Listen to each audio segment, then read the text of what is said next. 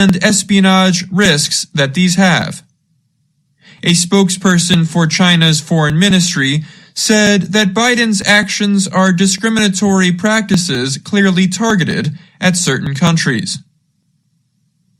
The United States imports few Chinese cars, partly because the U.S. places high taxes on vehicles imported from China.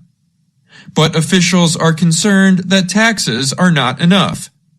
Some Chinese companies avoid U.S. taxes by setting up factories in countries such as Mexico.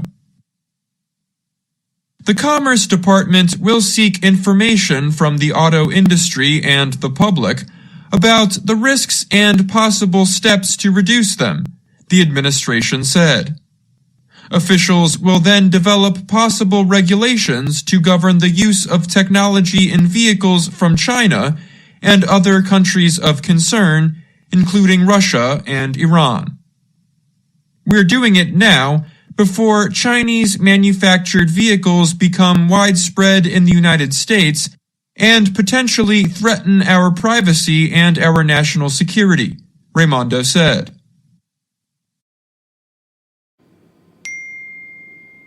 انت جاي النهارده صح؟ مش عارف يا أمي هلحق ولا لأ. Electric vehicles and other cars increasingly use computer technologies to operate navigational tools and to provide driver assistance features. Computers also are used to reduce operating costs and carbon emissions, the administration said. The cars connect to personal devices, other cars, U.S. infrastructure, and their manufacturer. The Biden administration said that creates national security risks. The administration of former President Donald Trump put in place high import taxes on many Chinese products. Biden continued those policies. They have effectively prevented Chinese automakers from entering the U.S. market. But U.S. officials and industry leaders worry that Chinese companies might choose to accept the additional costs as China increases its export push. Chinese car makers also aim to build more vehicles overseas. For example, electric vehicle company BYD announced plans last year for its first European factory in Hungary. The Alliance for Automotive Innovation represents major car makers and technology manufacturers around the world. It said it supports Biden's goal to protect public safety, but also warned of interfering with low-risk exchanges such as safety technologies essential to vehicles on the road today. The European Union is also concerned about rising imports from China.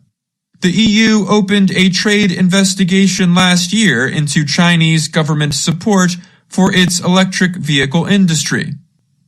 The investigation is ongoing. I'm Dan Novak.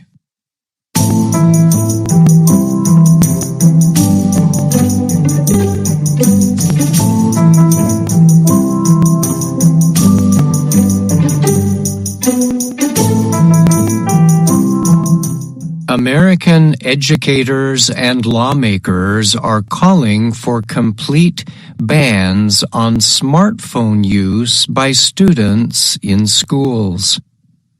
Most U.S. schools already have rules restricting phone use in class, but administrators and teachers say the measures are difficult to enforce.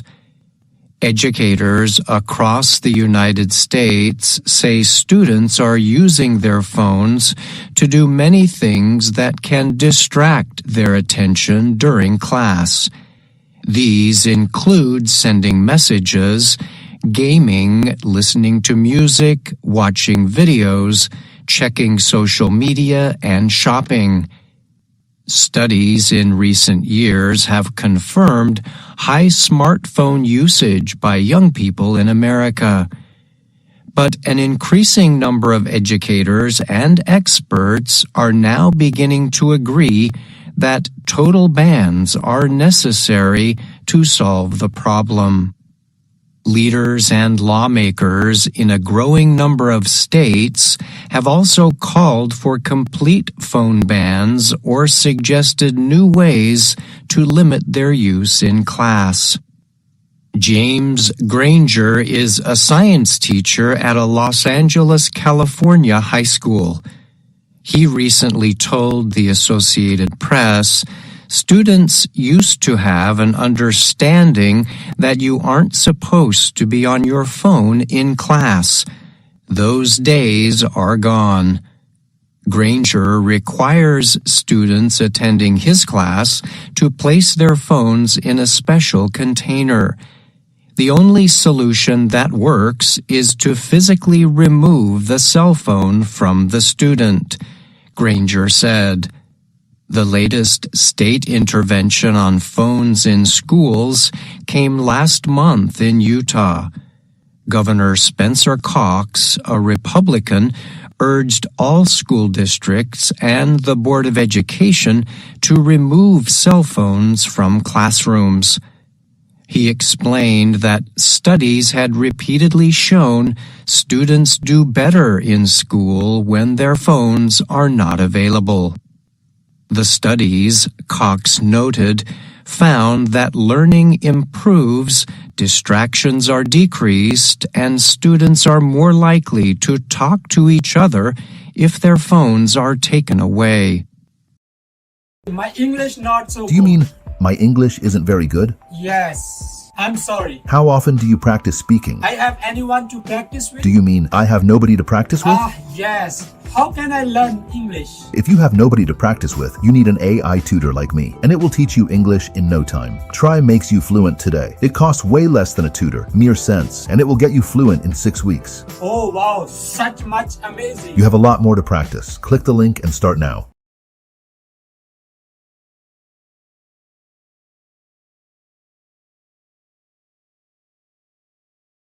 بنك التعمير والإسكان بيقدم خدمات بنكية ملهاش آخر.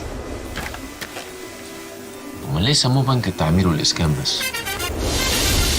طب ما انا فاتح حساب في التعمير والإسكان ورابط شهادتين. ايه يعني هيسموه بنك التحويش والشهادات؟ مش هتصير مال وفي حاجة. ما انا مزنوق هنا وبخلص كل حاجة على الموبايل. يسموه بنك التاتش والأب. We just need a space for 6 or 7 hours a day where kids are not tethered to these devices, Cox told reporters.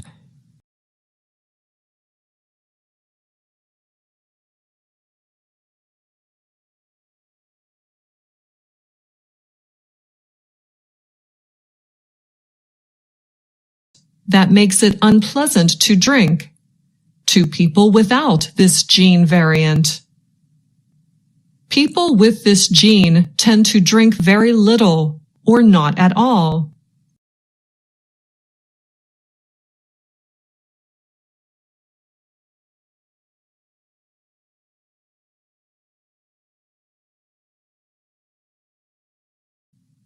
One of these studies found people with the gene variant have a lower risk of heart disease. This may supply more proof that alcohol does not protect people from heart problems. So how many alcoholic drinks can people safely have every day? That depends. Drinking alcohol raises the risk of several kinds of cancer, including colon, liver, breast, mouth, and throat. Alcohol breaks down in the body into a substance called acetaldehyde. This substance can damage your cells and stop them from repairing themselves. That creates the conditions for cancer to grow. Thousands of U.S. deaths per year could be prevented if people follow the U.S. government's guidelines. They advise men to limit themselves to 2 drinks or fewer per day, and women to 1 drink or fewer per day, NAMI said. One drink is the equivalent of about 1 can of beer, a glass of wine, or a very small glass of hard alcohol. NAMI served on an advisory committee. That committee wanted to lower the guideline for men to 1 drink per day. However, that advice was rejected when the federal guideline came out in 2020. The simple message that's best supported by the evidence is that if you drink, less is better when it comes to health, NAMI said. On its website, the National Institutes of Health says some people should not consume alcohol at all. The agency says to avoid alcohol completely if you are taking medications that interact with alcohol, having a medical condition that can be made worse by drinking, under the age of 21, the minimum legal drinking age in the U.S., recovering from alcohol use disorder, or unable to control the amount you drink, pregnant, or might become Anna Mateo with this week's Health and Lifestyle Report. Anna is here now to talk more about the story. Hi, Anna. Good to speak with you. Hi, Ashley. Thanks for having me. So, what has been a trend in alcohol consumption that you can tell us about? More people celebrate alcohol-free calendar events like Dry January and Sober October. Also, bars and restaurants now offer more non-alcoholic drink choices. And what does the word dry mean in this case?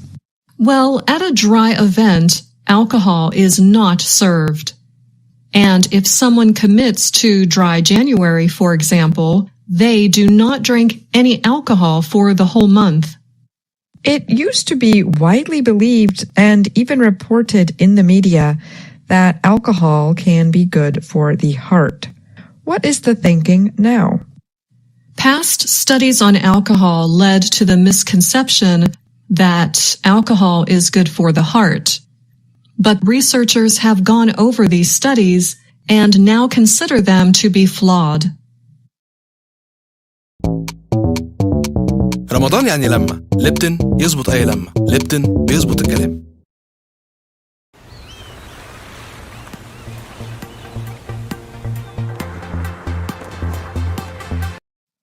Interesting. I guess it's a good thing I prefer non-alcoholic beer then. Yes, it is. And there are many non-alcoholic beer options these days that are quite tasty.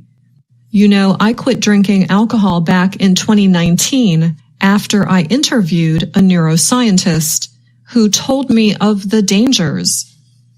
So I decided to quit for a year and I just never went back. My sleep, my energy, and my ability to focus all improved. Thanks so much for your report today, Anna, and thanks for coming on the show. Thanks for having me, Ashley. VOA Learning English has launched a new program for children. It is called Let's Learn English with Anna. The new course aims to teach children American English through asking and answering questions and experiencing fun situations. For more information, visit our website, learningenglish.voanews.com.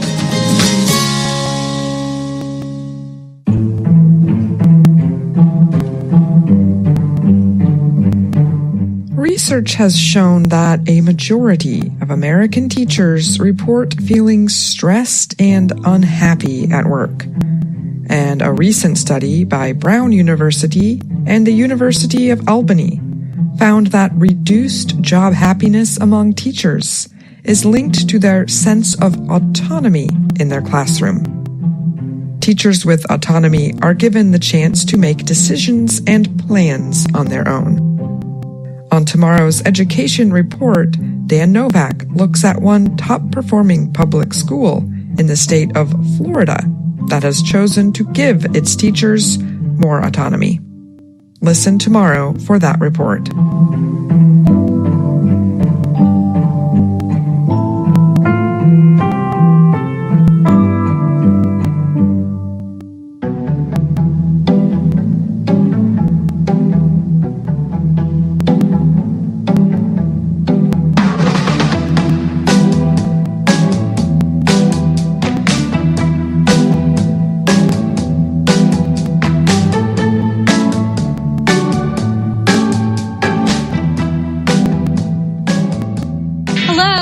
My name is Anna Mateo.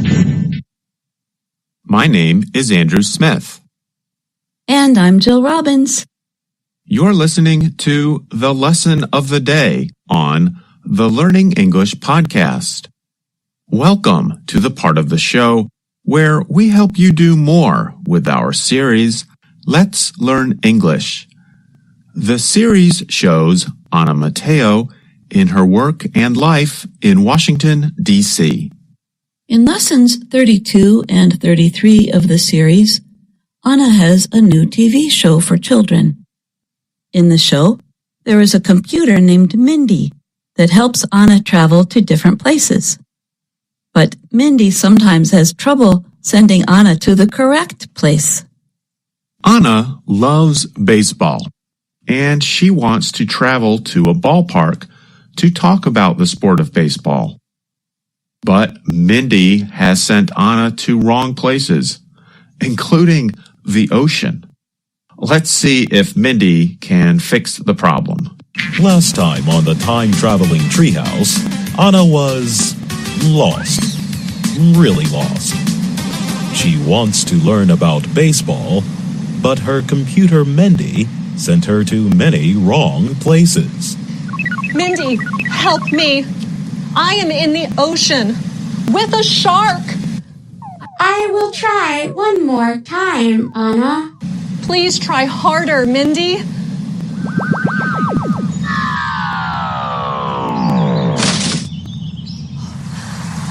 Now where am I? I'm at a playground with a baseball field. Yes! I can teach children about baseball here. Mindy! It took you a long time, but you did it! Thanks, Anna. Give me a call when you find the answer. Okay. Now Anna can explain how to play baseball, a sport that is popular in the United States. To play baseball, you really only need a bat, a ball, and a glove. Each team has many players. Pitchers pitch the ball. Catchers catch the ball. Batters bat the ball. Runners run the bases. Fielders field the ball. I've been using Grammarly for 3 years, and I can't imagine my work life without it. Grammarly is an AI writing partner, and unlike other AI tools, Grammarly works where you work. Writing suggestions and AI assistants are built into whatever you're writing on. Where I've seen the biggest returns are Grammarly Pro's rewrites. They offer full sentence rewrites, allowing me to consider concise, alternative phrasing, and the option to instantly accept revisions. Another feature I love is that I can set my voice before I begin writing. I can set formality ranging from casual to formal. I can set the tone, like if I want to be personable yet direct. And lastly, my profession. Grammarly has 15 years of best-in-class communication AI, trusted by 30 million people.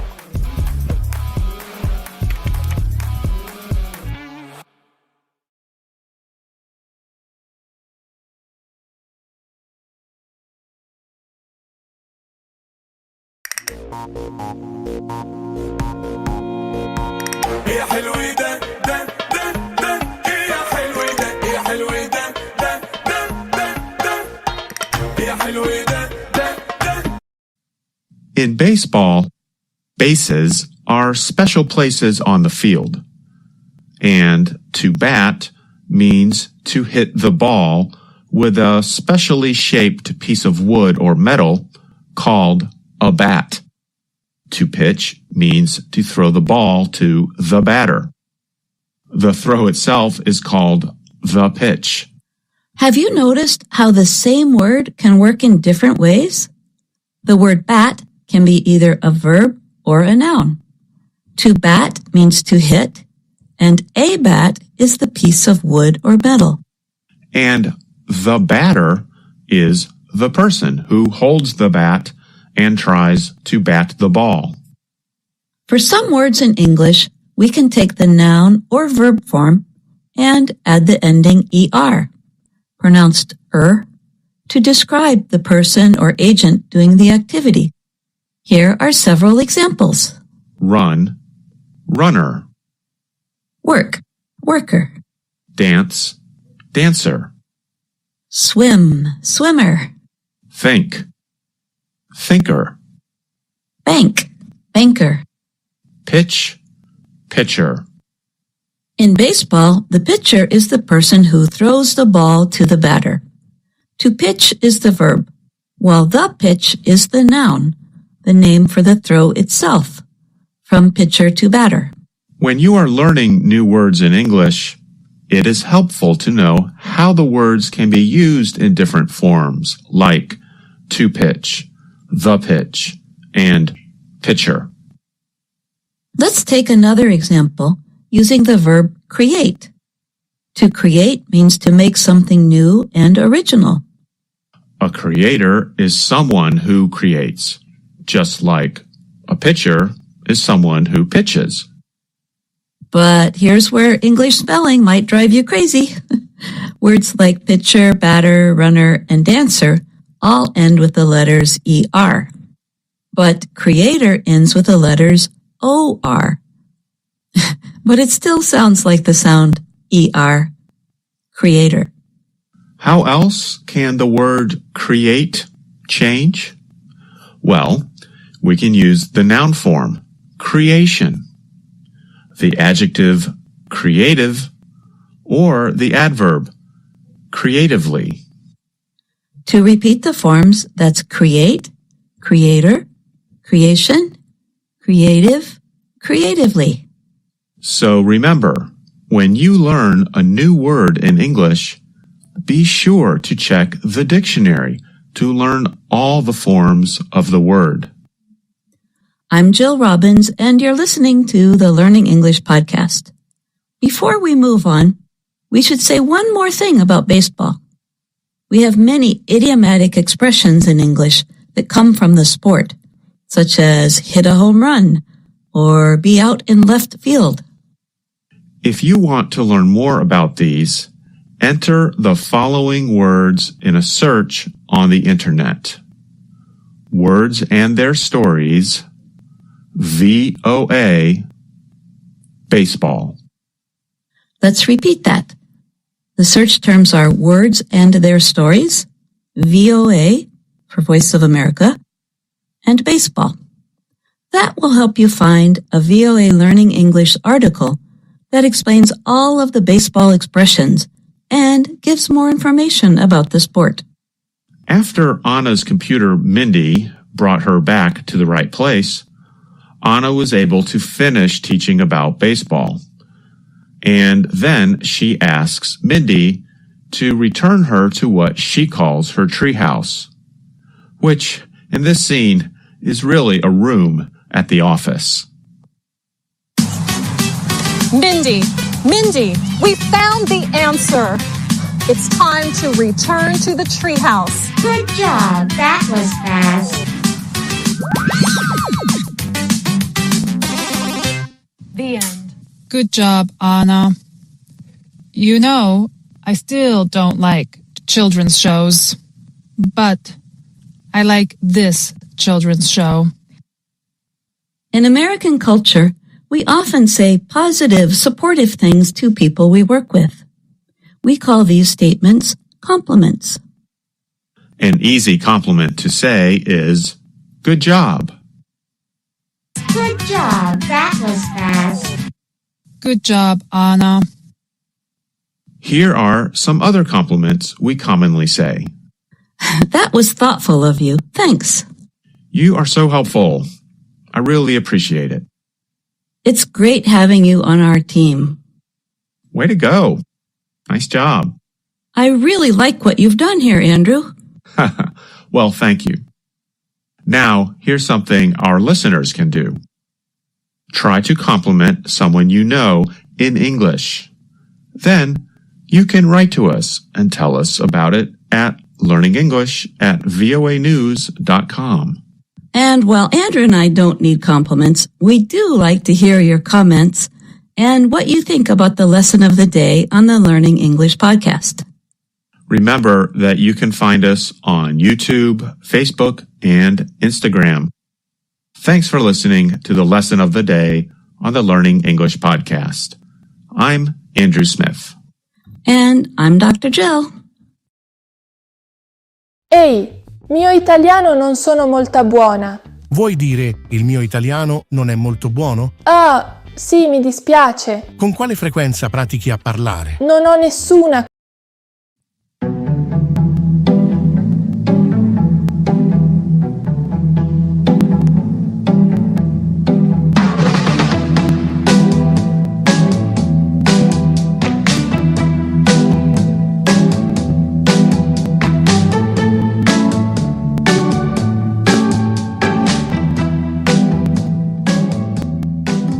Robbins.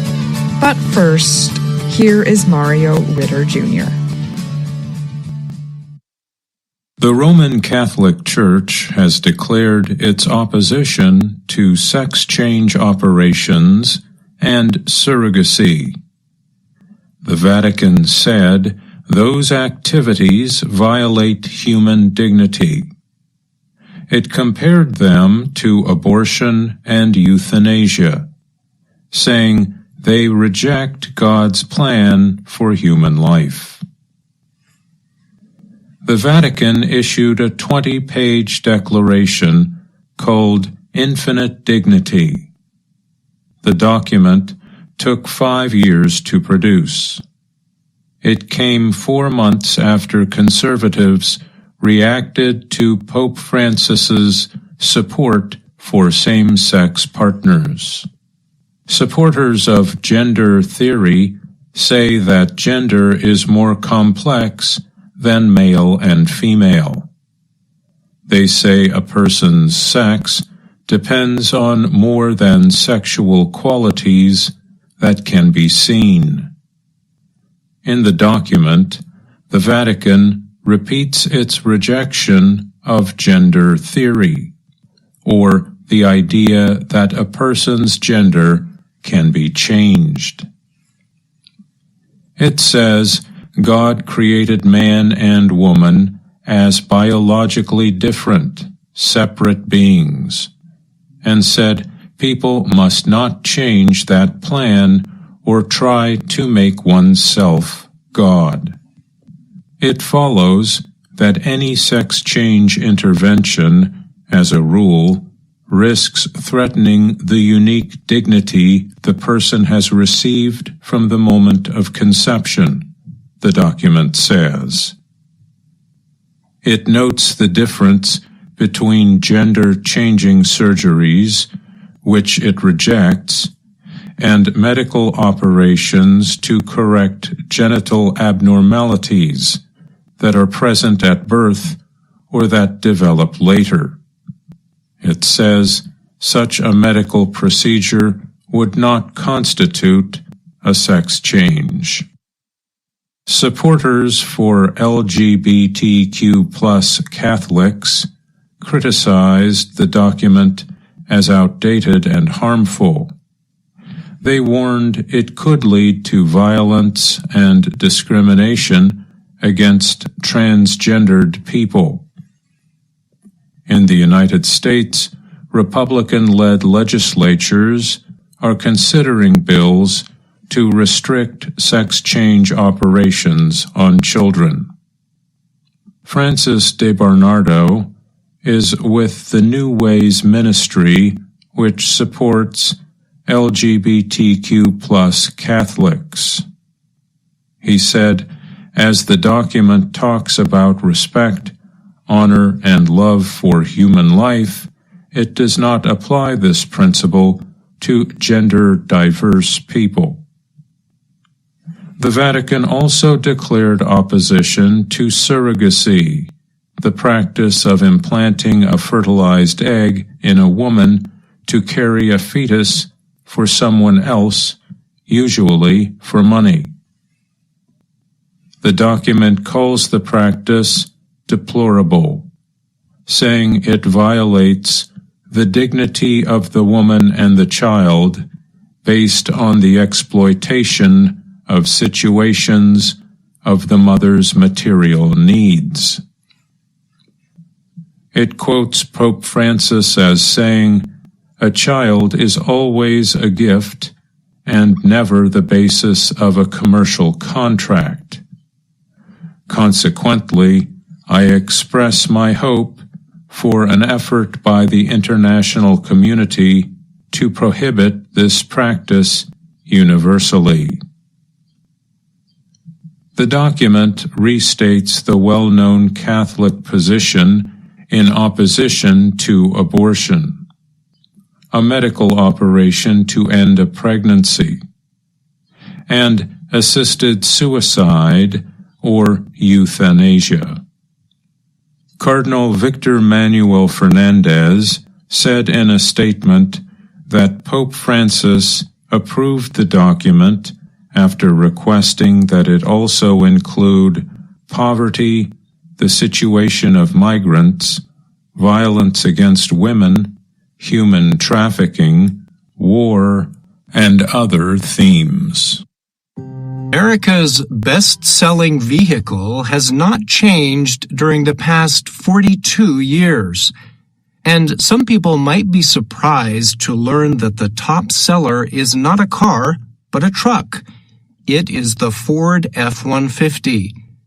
The American automaker says a new F-150 series pickup rolls off the manufacturing line at its Dearborn, Michigan truck factory every 53 seconds. John Emmert is the general manager of Ford North America Trucks. He noted to VOA News the F-150 has also been the best-selling truck in the United States for 47 years. One of the reasons the Ford pickup has stayed on top for so long is that the vehicle has remained popular from one generation to the next. One example of this is Vo Adams, a city employee in Sterling Heights, Michigan. انت جاي النهارده صح؟ مش عارف يا أمي هلحق ولا لأ.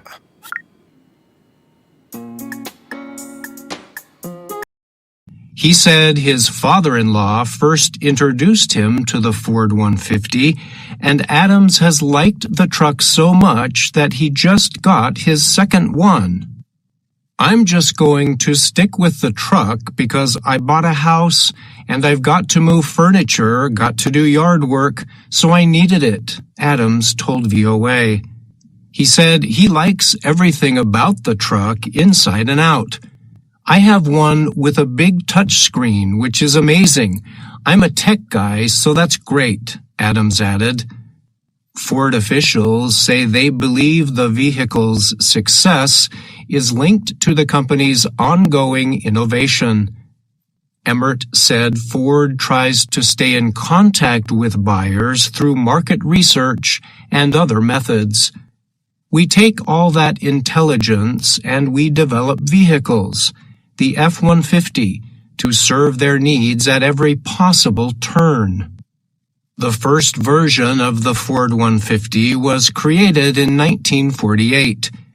Ford was the first car maker to design a pickup truck for normal citizens instead of just for business use, said Kevin Justema.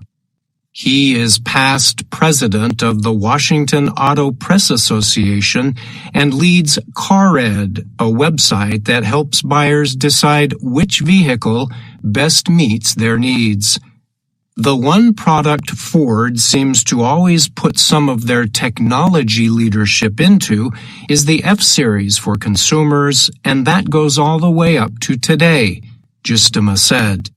He added another reason the F-150 is so popular is because Ford offers several options designed to fit specific consumer needs. These include different kinds of engines and larger spaces inside vehicles.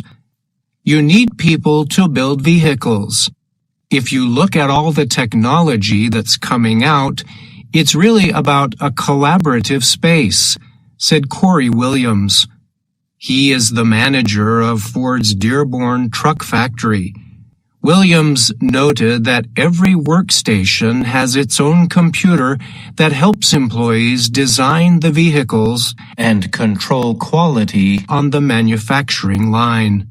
Williams said there are several reasons he thinks consumers keep coming back year after year after year. It's the technologies. It's the interior. You're getting into the interior and it's like a luxury vehicle, Williams says. You forget that you're in a truck. Some industry experts admit one of the less desirable things about the F-150 is its high gas usage. But many Americans do not seem to mind. Tens of millions of the vehicles have been sold since the 1940s. In 2023, 750,789 F-150s were sold in the U.S. But for people worried about the gas issue, Ford is now selling an all-electric Ford F-150 Lightning pickup. I'm Brian Lynn. Some of the deadliest diseases to infect humans have come from pathogens that jumped from animals to people. The virus that causes AIDS, for example, came from chimpanzees. And many experts believe the virus that caused the COVID-19 pandemic came from bats. But as a new study shows, this disease exchange has not been just from animals to humans. In fact, research of all the publicly available viral genome sequences produced a surprising result. Humans. The remaining 21% involved humans. Of those, 64% were human-to-animal transmissions. 36% were animal-to-human transmissions. Scientists call the human-to-animal transmission anthropognosis. Animal-to-human transmission is called zoonosis. The animals affected by anthropognosis included pets like cats and dogs, domesticated animals like pigs, horses, and cattle, birds such as chickens and ducks, primates such as chimpanzees, gorillas, and howler monkeys, customers on the phone, via email, or via online chat tools. Many of these jobs are easily done from remote offices and require little to no work experience. Communication skills, typing skills, and the ability to calmly handle customer issues will often qualify you for a customer service position. Number 3, data entry. Data entry professionals ensure the smooth and efficient processing of large amounts of info and data. Most online data entry jobs can be done easily from a home computer. Data entry positions involved entering data into a computer system or into some type of a secure file system and may include other types of clerical activities. Number 4, interpreter. If you have any bilingual skills, working as an interpreter could be a great fit. Interpreter jobs can involve translating verbal files into written documents, using videos to interpret virtually, or proofreading and cleaning up translated files. Interpreter jobs can be found with no work experience required. Number 5, sales representative. If you think you have an inclination for sales or you've ever worked in retail, an online sales rep job may be a good fit. Entry-level sales positions typically work in a call center environment and either take inbound calls or make outbound calls in order to sell a product or service. Number 6, social media evaluator. Social media evaluators are needed to evaluate the quality and relevance of information found in ads, news feeds, or search results. These remote jobs typically are entry-level and offer a lot of schedule flexibility, making it ideal for those looking to make money from home. Number 7, tech support.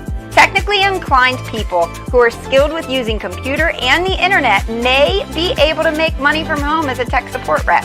These positions will troubleshoot problems with customers, walk them through solutions, and explain complicated tech in an easy-to-understand manner. Number 8, travel consultant. Travel consultants or coordinators typically help customers or clients make travel plans. Booking travel, hotels, and rental cars are common tasks. Good people skills and the ability to easily learn new software programs can qualify you for a remote travel consultant position. Number 9, tutor. If you excelled in a particular area of school, tutoring can be a great way to share that expertise and make money from home. Remote tutors use online platforms to interact with students via video or chat. An aptitude for teaching will be needed for this type of role. And number 10, writer. Writing is a skill that often comes naturally, and it's a very common work-from-home job. Writing blog post articles, social media content, and more can all make you money at home. Having knowledge of a niche area such as real estate, education, fashion, or maybe finances can help you land a writing gig even faster. FlexJobs can help you start your career. FlexJobs is here. With all of the support and resources that you need, we offer a wide range of vetted, flexible, and remote job listings in more than 50 career categories, career coaching and resume reviews, and so much more. Learn more about how FlexJobs can benefit your job search at flexjobs.com. FlexJobs. Find a better way to work.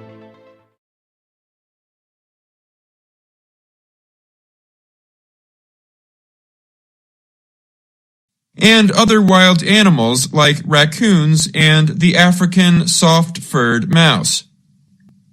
Wild animals were more likely to experience human-to-animal transmission than the other way around.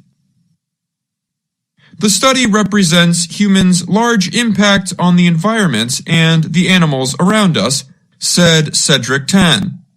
He is a doctoral student in biology at the University College London Genetics Institute. He was a lead writer of the study, which appeared recently in the publication Nature Ecology and Evolution. People and animals carry many microbes that can jump to another species through close contact. The study looked at viral transmissions involving all the vertebrate groups: mammals, birds, reptiles, amphibians, and fish. Viruses go between species in the same ways viruses are transmitted between humans, Tan said.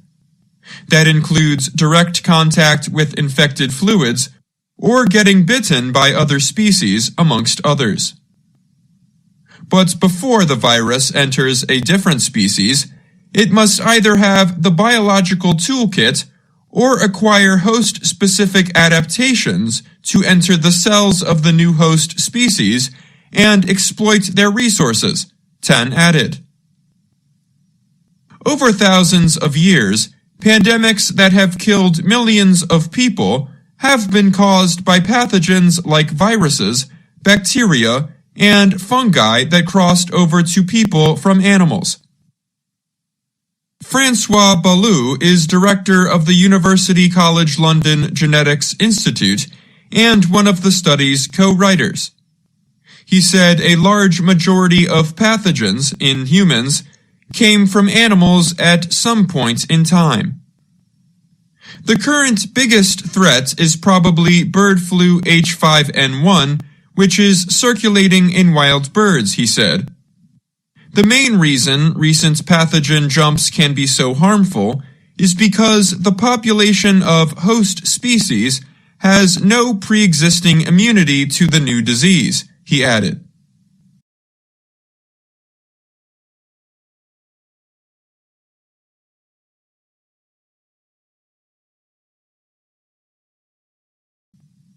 In the 14th century, the bacterial disease killed millions of people in Europe, Asia, the Middle East, and North Africa. It was caused by a bacteria normally found in wild rodents.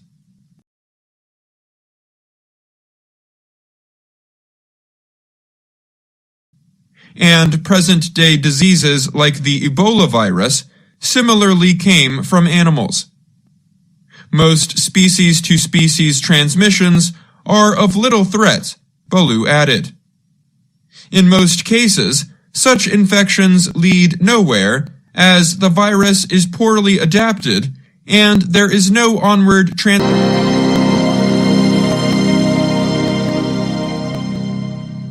Dan Novak is here now to talk more about today's health and lifestyle report. Welcome, Dan. Hi, Ashley. Thanks for having me. So in your report, you mentioned zoonosis and anthropognosis. Can you explain again what these two terms mean? So anthropognosis is when a disease jumps from humans to animals. Zoonosis is when it jumps from animals to humans. And it turns out that anthropognosis is much more common, correct? That's right. That might be a bit surprising just because there's a lot of attention on diseases that came from animals like AIDS or Ebola or even COVID. We forget that humans spread diseases to animals just like animals spread diseases to us. But I was surprised to learn just how more common human-to-animal spread is. Why can animal-to-human transmission be so harmful? Well, animals that carry a disease have that pre-existing immunity to the disease. But when it jumps to humans, it's a completely new pathogen to the human body. You saw that with COVID, which is thought to have come from bats. It works the other way around as well. Diseases that humans have immunity to, animals do not. What are some examples of anthropognosis? There are several. Swine flu, norovirus, COVID, tuberculosis, among others, have all been found to have spread from humans to animals. Just like viruses between people, they are spread through close contact. So these diseases are often spread to pets or domesticated animals like pigs or horses. Well, thanks for answering those questions, Dan, and thank you for that report. You're welcome, Ashley. بنك التعمير والإسكان بيقدم خدمات بنكية ملهاش آخر. امال ليه سموه بنك التعمير والاسكان بس؟ طب ما انا فاتح حساب في التعمير والاسكان ورابط شهادتين. ايه يعني هيسموه بنك التحويش والشهادات؟ تصير مال وفي حاجه. ما انا مزنوق هنا وبخلص كل حاجه على الموبايل. يسموه بنك التاتش والاب. الاسانسير. ديكور العياده. واو. طب الكريدت كارد بنك التعمير والاسكان يسموه بنك التقسيط والبطاقات؟ جميل. المصنع ده كله بتمويل التعمير والاسكان. حلو بالتمويل والمشروعات. ما انا فاتحه حساب مصرية. ايه يسموه بنك انتي والبنات؟ هندسه في الصحراء والفرع قدام اهو. حلو كانوا يسموه بنك في كل مكان. هو اسمه التعمير والاسكان. ايوه هو التعمير والاسكان. ما تستفزلكش بقى. خلصت العربيه من بنك التعمير والاسكان. يسموه ايه بقى؟ بنك القروض والعربيات؟ العربية حلوة قوي ما شاء الله. التعمير والاسكان تاريخ طويل، سموه بنك التاريخ والاملاك. بنك التوفير والكاشات. بنك كل الخدمات. تخيلي بقى لو كل حاجه البنك بيعملها موجوده في الاسم. ده كده لازم يافطة كبيرة قوي. كده الاسم زي ما هو والخدمات ملهاش آخر. بنك التعمير والإسكان اسم متعود عليه بخدمات مش متعود عليها. كل يوم بنجدد ونطور ونقدم لك حلول بنكية جديدة أسهل وأسرع من أي وقت. بنك التعمير والإسكان خدمات بنكية ملهاش آخر. I used to spend dozens of hours every single week proofreading. I was constantly fixing run-on sentences, unclear syntax, and repetitive language by hand until I found Grammarly. Grammarly is the AI writing partner that helps professionals write better, faster. Maybe it's a list of creative ways to decorate your planner, or maybe it's an email delicately explaining to a coworker that you need a few more days to complete a project. Grammarly will create an entire draft for you at the click of a button. Grammarly's AI features can also draft responses to emails based on context. You can even request edits to the draft. Make it shorter, make it more formal, more friendly, and Grammarly will rewrite it until you have exactly what you need. And all of this is totally free to check out. So what are you waiting for?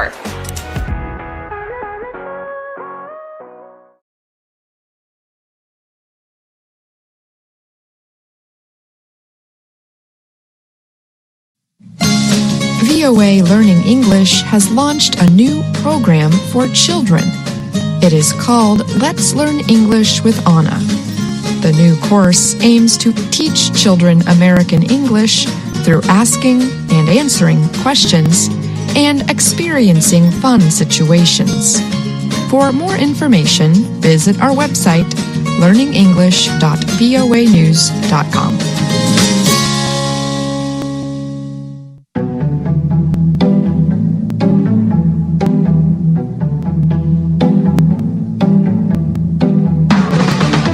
Robbins. And I'm Andrew Smith. You're listening to the Lesson of the Day on the Learning English podcast.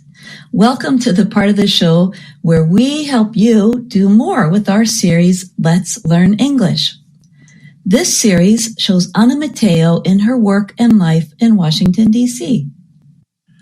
In Lesson 18, Ana tries something new at work, reading the news. Her boss, Miss Weaver, is coaching her on how a professional journalist should read.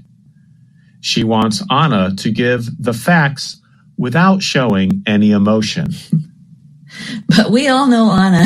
It's hard for her to do that because she becomes so excited about each story she reads. Let's hear some of the lesson. Hello from Washington, D.C. Today at work, I am reading the news for the first time. I am really nervous, but my boss, Ms. Weaver, is here to help me. Now, Ana, remember, when we read the news, we are always reading facts. We never show our feelings. Sure thing, Ms. Weaver. Great. Are you ready? Yes. Okay. Let's try the first story. Hello, and welcome to The News. A new book is very popular with children and families. This is it. It is about a lost duckling. The duck's mother cannot find him. Stop. Ana, when you say the words duck and duckling, you look really sad. I do? Yes. Sad is a feeling. Sad is not a fact. Sorry. Let me try again. I see. Ms. Weaver is trying to teach Ana to read objectively. That means to tell the facts without adding your own feelings. Ana shows her feelings both in her face and in her voice. Andrew, you know, our listeners might think the opposite of the adjective objective is subjective. In some cases, that's true. But there's another word we use when we talk about reporting news. When someone presents the news in a way that makes it seem worse or more shocking than it really is, we call it sensationalist. Subjective means we show our personal feelings or opinions about something. When we do that with the news and make everything seem terrible, you would call it sensationalist. Now I see why Ms. Weaver wants Ana to read the news objectively. Yes, we've all seen what happens when the news is sensationalized. People get worried. So Ana gives it another try. Let's listen and see if she can do it better the next time. Okay, she's trying again. And go. Hello, and welcome to The News. A new book is very popular with children and families. This is it. It is about a lost duckling. The duck's mother cannot find him, but a family gives him a home. Stop, Ana. You are doing it again. This story is very sad. Well, that didn't go so well. Did you notice that Ana changed the way she said one word, him? The second time she read it, listen to that again. The duck's mother cannot find him. I think that's because she's feeling so strongly about the story. But we hear a shorter form of pronouns quite often in American English. One example of shorter forms is that phrase we use to encourage someone trying something new. Go get 'em. Here, M is a short form of them. But we never shorten me, it, or us, because those words are already short.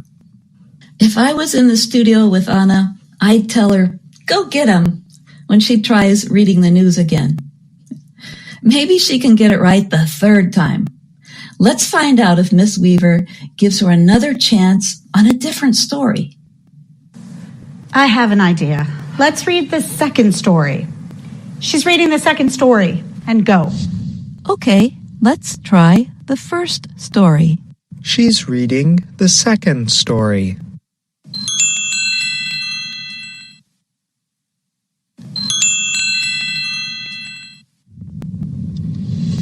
Hello, and welcome to the news. In Indiana, a grandmother, 80-year-old woman, to win the race car 500. That is awesome. Stop. Anna, please. No feelings. Right. But it is awesome that an 80-year-old grandmother wins a car race. Just the facts, Anna. Right. Hello, and welcome.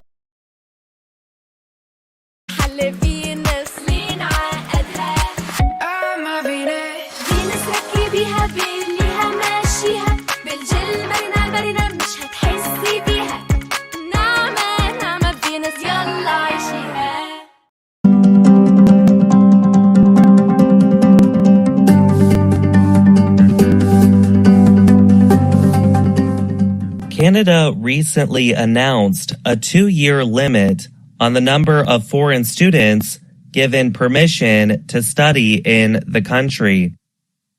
The move is partly to ease a growing housing shortage. Reuters news agency recently reported on some of the details of the plan. Mark Miller is Canada's immigration minister. Miller said the government, led by the Liberal Party of Canada, will introduce a temporary 2-year limit on student visas. That will result in about 364,000 student visas in 2024. The government said that is a cut of 35% from the year before. The new proposals will also set limits on postgraduate work permits issued to foreign students. The new limits will likely cause many postgraduate students to return to their home countries. The permits were formerly seen as an easy path to securing permanent residency. People in master's or postdoctoral programs will be eligible for a 3-year work permit. However, people who are married to foreign students in undergraduate and lower-level college programs will no longer be able to receive work permits. The acceptance of new study permit requests in 2025 will be reconsidered at the end of the current year, Miller said. Canada has become a popular place for international students. It has been easy to receive work permits after finishing study programs in the country. But the increase in international students has led to a shortage of rental homes. This has caused the price of rent to go up. In December, the cost of rent nationwide rose 7.7% from a year earlier, government data shows. Prime Minister Justin Trudeau's popularity has decreased, partly because of increasing living costs. Opposition Conservative Party leader Pierre Poilievre has taken a lead over Trudeau in public opinion studies. Elections are expected to be held next year. The government has also been concerned about the quality of education offered by some schools. Canada's government says international students bring in about $16.4 billion to the nation's economy. The new policy will hurt many colleges and universities. Ontario, the most populous area or province, has the biggest share of international students. Some businesses, including restaurants and retail industries, have warned that a limit on foreign students will create a shortage of temporary workers. I'm Gregory Stockel.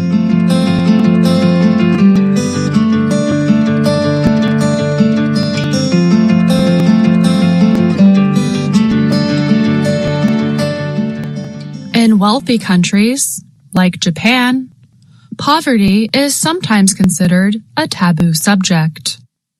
But an Australian filmmaker, Ryan McAvoy, wants to share the stories of women and children in poverty in Japan in his documentary film, The Ones Left Behind. The film was released last year. It shows single mothers raising their children in poverty. The women work hard. They sleep a few hours a night. And they try to balance working with childcare and housework. McAvoy said he wanted to deal with a topic that no one wanted to discuss. The film shows discussions with poor women and experts on poverty. He said the film also shows a different side of Japanese society, where getting married and becoming a stay-at-home mother is normal for many women. In Japan, it's very taboo. I think it's a very apt title, because I feel that single mothers and their children have really been left behind in society. The film shows one woman who works almost 12 hours a day and earns less than $1,350 a month. That amount is low for a country where the cost of living is high. Monthly rent for one small room can cost 1/3 of that amount. Tomoko Nakayama is one of the women in the film. She said, "I have to do everything on my own." Another woman almost cries when she describes how her child stopped asking her to come to take your parent to school days. Japan has one of the highest rates of childhood poverty, although it is one of the wealthiest nations. 1 in 7 children live in poverty in Japan. Almost half of single-parent homes are considered poor. Japanese society often favors men who work full-time. Women sometimes receive lower pay and fewer benefits than their male counterparts, while working full-time and overtime. Ayuri McAvoy produced the film and is also McAvoy's wife. She was formerly a single mother, but they say that is not why they made the film. Ryan McAvoy said that the country's traditional culture makes women accept their difficult lives and makes them ashamed to ask for help. He told the Associated Press that the women are keeping their public face and private face separate.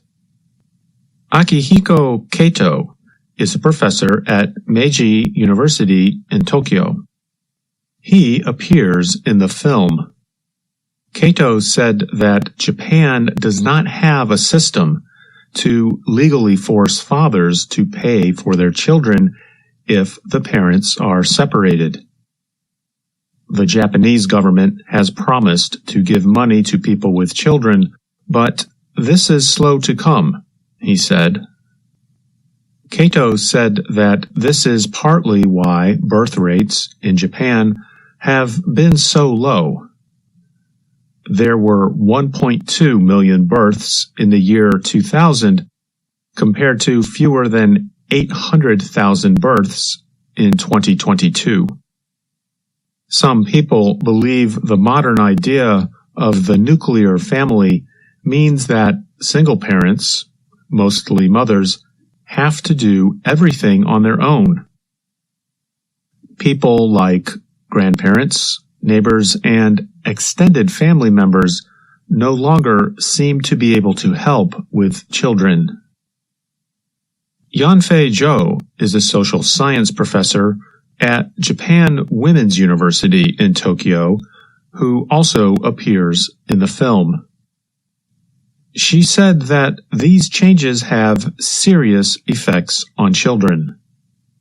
The divide between rich and poor is growing, and children will end up in poverty, she said. The film won the Best Documentary Prize at the Miyakojima Charity International Film Festival last year. It was also officially chosen for the Yokohama International Film Festival. McAvoy said he has long been interested in telling the story of those who society had forgotten and who do not have a voice.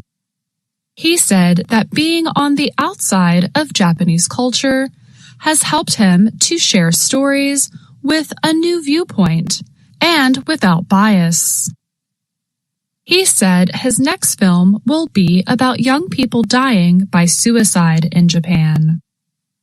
McAvoy said it's one thing we can do more of in society, to try to recognize people's cries for help. I'm Faith Perlow. And I'm Andrew Smith. Week's Everyday Grammar Lesson. Now, John Russell joins us to talk more about it. Hi, John. Welcome. Hi, Ashley. Thanks for having me on the show. In this lesson, you discussed parts of several pieces of writing. There were many other pieces of writing we received that you were not able to discuss. Was there one issue you would like to talk about in terms of the other pieces of writing you received? Yes, absolutely. We received a lot of wonderful messages. Unfortunately, we weren't able to include all of them. One issue I noticed in many of the messages was that people mixed up popular with population. These are two different words that have similar spellings, at least at the beginning of the word. Popular is an adjective, while population is a noun. That's right. Popular means liked or enjoyed by many people. So you might talk about popular sports, popular music, and so on. Whereas population refers to a group of people. Yes, that's right. So you might talk about the population of Mexico or the population of Vietnam, for example. Well, thank you for coming on the show to talk about that point, John. And thanks for your lesson this week. Thanks for having me on the show. See you next time. And that's our program for today. Join us again tomorrow to keep learning English through stories from around the world.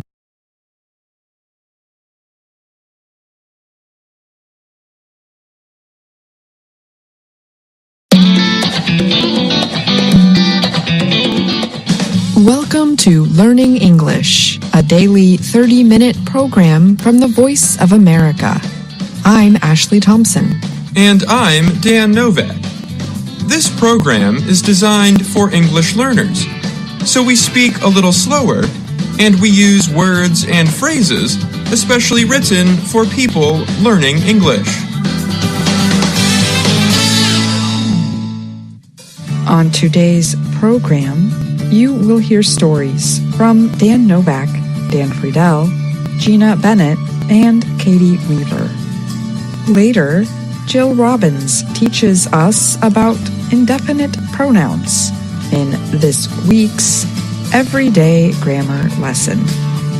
But first, the American city of Miami Beach, Florida, is a popular destination for travelers during school break periods in spring.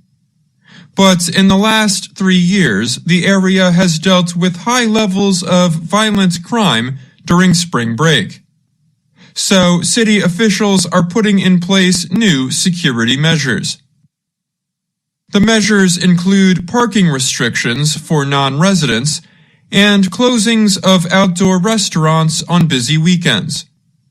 The city has warned visitors to expect curfews, personal property searches at the beach, early beach closures, road security checkpoints, and arrests for drug possession and violence. Civil rights activists say the restrictions are an overreaction to large crowds of black people. And business owners in the city's famous South Beach neighborhood argue that the new measures will cause them financial loss during one of the busiest times of the year. Miami Beach has ordered such measures before, so the restrictions are not unfamiliar to the area. But this is the first time the rules have been established ahead of the season. Stephen Miner is the mayor of Miami Beach. The status quo and what we've seen in the last few years is just not acceptable, he said. Miner said spring break crowds get out of control even with a strong police presence. He said the island city can only hold so many people. And the amount of people has often gone beyond what is safe. Local business owner David Wallach opposes the measures. He said the city has always been a place of celebration, and he argued that limits on the numbers of visitors will turn the city into a retirement community. Wallach and others have holding a music festival during the third week of spring break, the season's busiest time.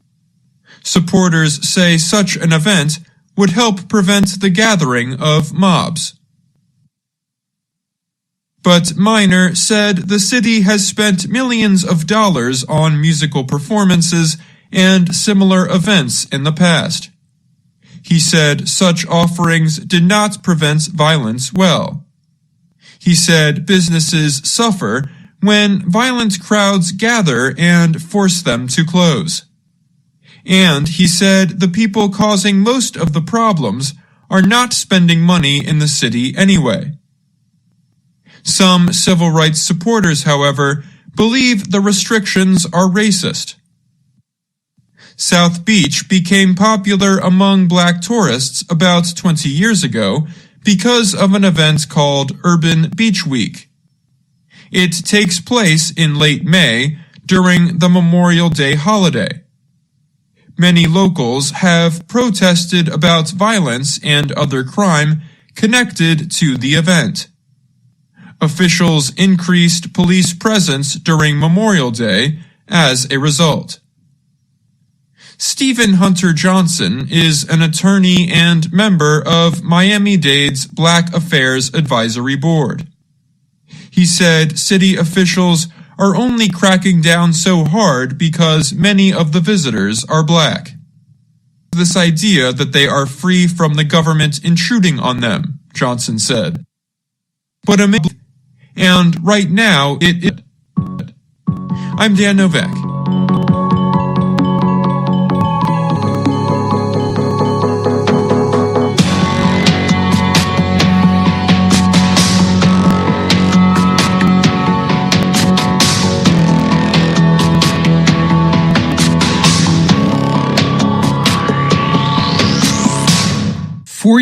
called Omar Abu Kuwaik is from the Gaza Strip, but in the last several weeks, he has spent time in Egypt, New York City, and Philadelphia before returning to Egypt. Why did he travel so far from home? He came for medical operations on his skin and to receive a prosthetic arm.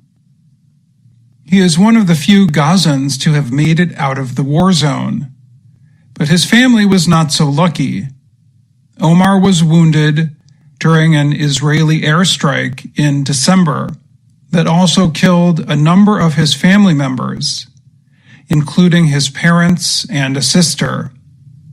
A charity group called the Global Medical Relief Fund found out about Omar and provided for his medical care in the U.S. Elisa Montanti started the organization. She has spent 25 years getting hundreds of children free medical care after they lost arms and legs to wars or disasters, including wars in Iraq and Afghanistan. Montanti said she knew she would have to help the Gazan children when the conflict started between Hamas and Israel last October. But she wondered, how? How will I ever get these kids out when they can't even get out of Gaza? Another group, Rahma Worldwide, a U.S.-based charity, learned about Omar's injuries. The group got him and his aunt into Egypt, provided them with new passports and airplane tickets to the United States in January. Omar was getting only simple medical care in Gaza. Adib Shuiki is vice president of Rahma Worldwide. Shuiki knew his group needed to get the boy to a place where he could get help. Our view was anywhere is better for him than being in Gaza, Shuiki said. The United Nations says there are many more men, women, and children like Omar waiting for medical care. About 4,000 wounded people and their families, such as Omar's aunt, have been permitted to leave Gaza to get medical help. But the UN Refugee Agency says there are still 8,000 people on a medical waiting list. Gaza's health ministry, which is controlled by the territory's Hamas rulers, said 30,000 people have been killed in Gaza and 70,000 wounded. The ministry said about 2/3 of those killed have been women and children.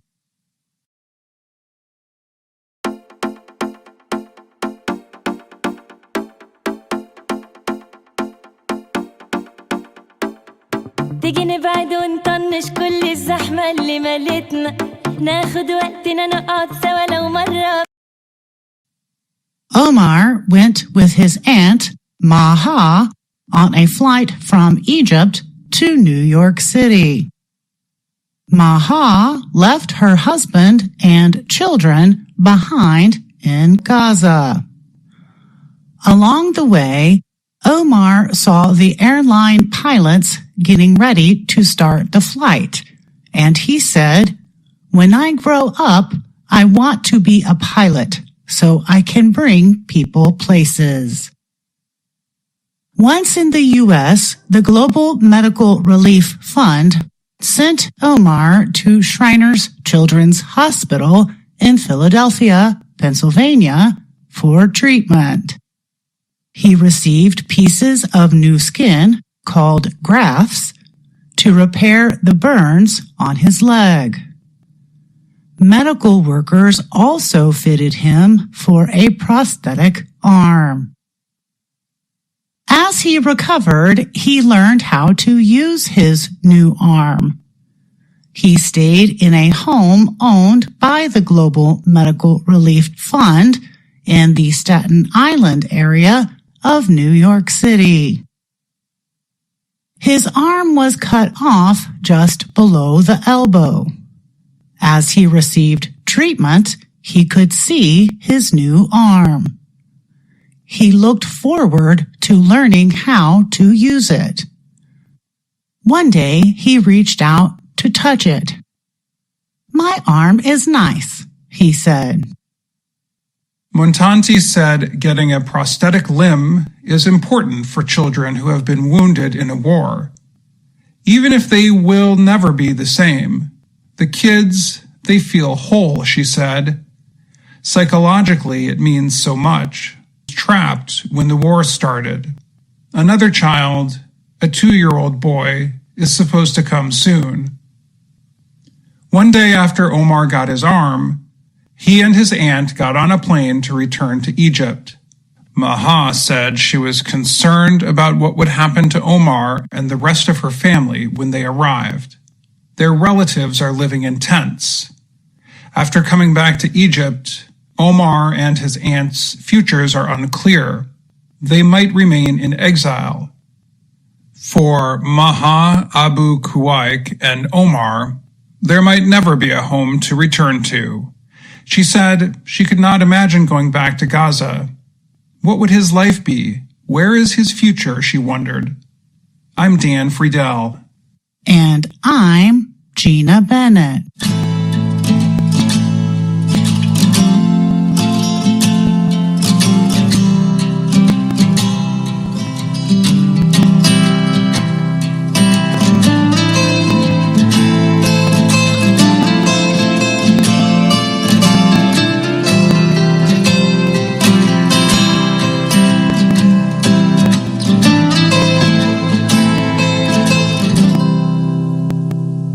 The Democratic Republic of Congo, DRC, is looking to expand operations to dig or drill for oil. The Central African country is known for its mineral riches. Currently, drilling is limited to just a small area along the Atlantic Ocean and out in the water. But that is expected to change if the government carries out its plan to sell 30 pieces of land for oil and gas exploration across the country. Leaders say the plan will grow the economy. They say such growth is necessary for the poor people of Congo. But communities, rights groups, and environmentalist groups warn that expanded drilling will harm the environment and human health. In the Mwanda area of the DRC, locals say pollution has worsened since a French company began drilling there in 2000. They say spills and leaks from operations are destroying the soil. The work includes flaring, the burning of natural gas near drilling sites. Locals report that the flaring is dirtying the air they breathe. Flaring is also wasteful, as the energy goes unused. And critics say the Congolese government does not supervise the oil drilling operations well enough. The company, Perenco, says it follows accepted international measures in its extraction methods. It said its operation does not create health risks and that any pollution it causes is low level. The company also said it offered to support a power plant that would make use of the natural gas and reduce flaring that way. The government did not respond to questions about the proposed plant. Congo's minister overseeing oil and gas, Didier Budembu, said the government plans to protect the environment. Natural areas in Congo, including the Congo Basin rainforest, capture large amounts of carbon dioxide, about 1.5 billion tons a year, or about 3% of what the world produces each year. More than 12 of the extraction areas for sale include land in government-protected wild areas. The government said the 27 properties for sale hold an estimated 22 billion barrels of oil. Environmental groups say that selling more land to drill would have harmful effects in the DRC and in other countries. Any new oil and gas project anywhere in the world is fueling the climate and nature crisis that we're in, said Mbong Aki Fakwa Tafak, Program Director for Greenpeace Africa. She said Paranco's operations have done nothing in respect to the poor and instead harm the environment and the lives of communities. Environmentalists say Congo has a strong possibility to instead develop renewable energy. Budembu said now is not the time to move away from fossil fuels when the country still depends on them. He said the DRC will move away from fossil fuel dependency over the long term. Paranco has faced criticism for years. Local researchers, aid groups, and Congo's Senate have made multiple reports of pollution dating back more than 10 years.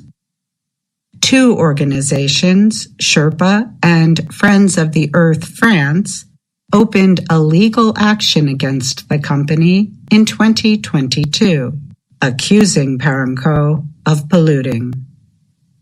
Ador Ngaka lives in the village of Chiende.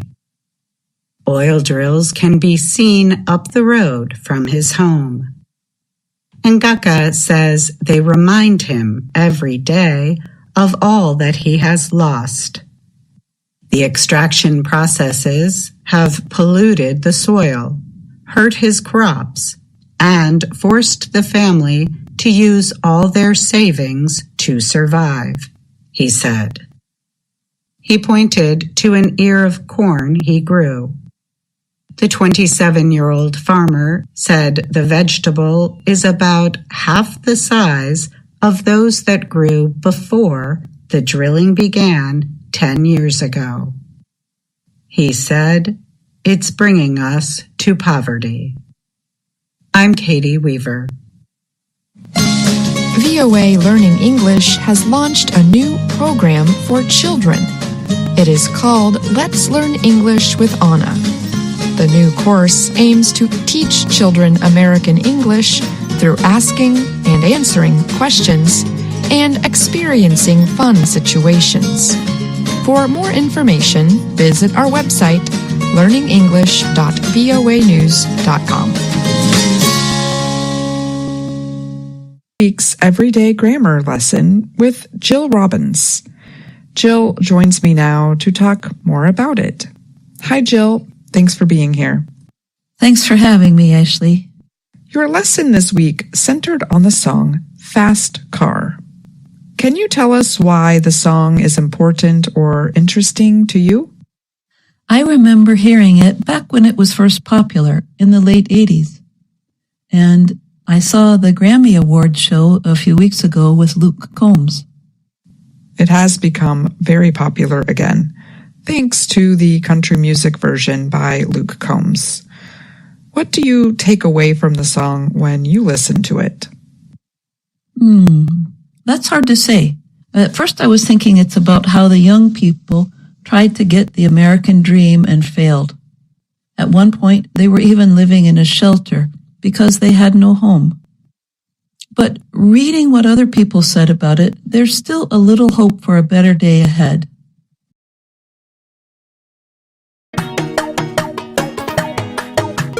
فرفشنا الفرافيش دندشنا الدلاديش فرفشنا الفرافيش فرفشنا تعرف تفرفش فرفشة مفرفشة أكتر من الفرفشة اللي مفرفشينها دندشنا الدلاديش دندشنا تعرف تدندش دندشة مدندشة أكتر من الدندشة اللي مدندشينها وفرفشنا الفرافيش دندشنا الدلاديش ما طبيعي تحبيني أمال هتحبيني معلش لا شوف شكلي ومعدني في هتلاقي Because the guy with the fast car might be leaving? Yes, the singer says, so take your fast car and keep on driving. I think she's kicking him out. Well, thanks for that lesson, Jill, and thanks for speaking with me today. Thanks for having me, Ashley. So remember when we were driving in your car, speed so fast I felt like I was drunk. City lights day out before us, and your arm felt nice wrapped around my shoulder, and I had a feeling that I belonged. I had a feeling I could be someone, be someone, be someone.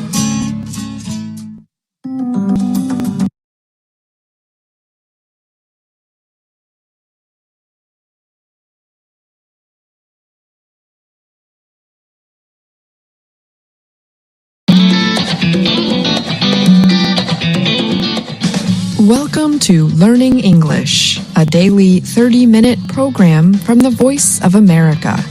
I'm Ashley Thompson. And I'm Dan Novak.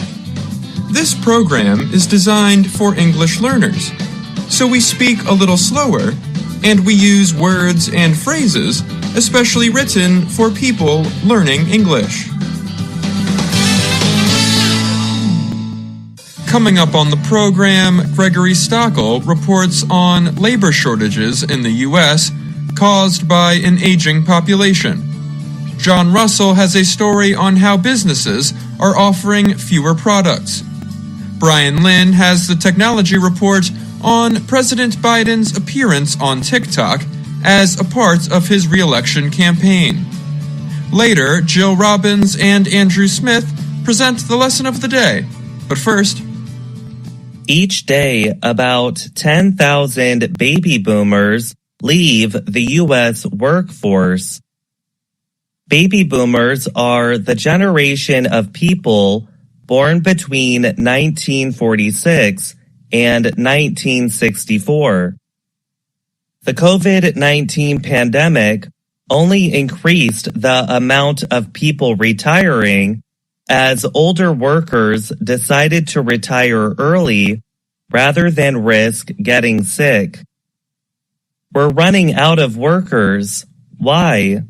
Because baby boomers are retiring and you don't have enough younger workers who are skilled to fill their spots, said Dana Peterson, chief economist at the Conference Board, a research group.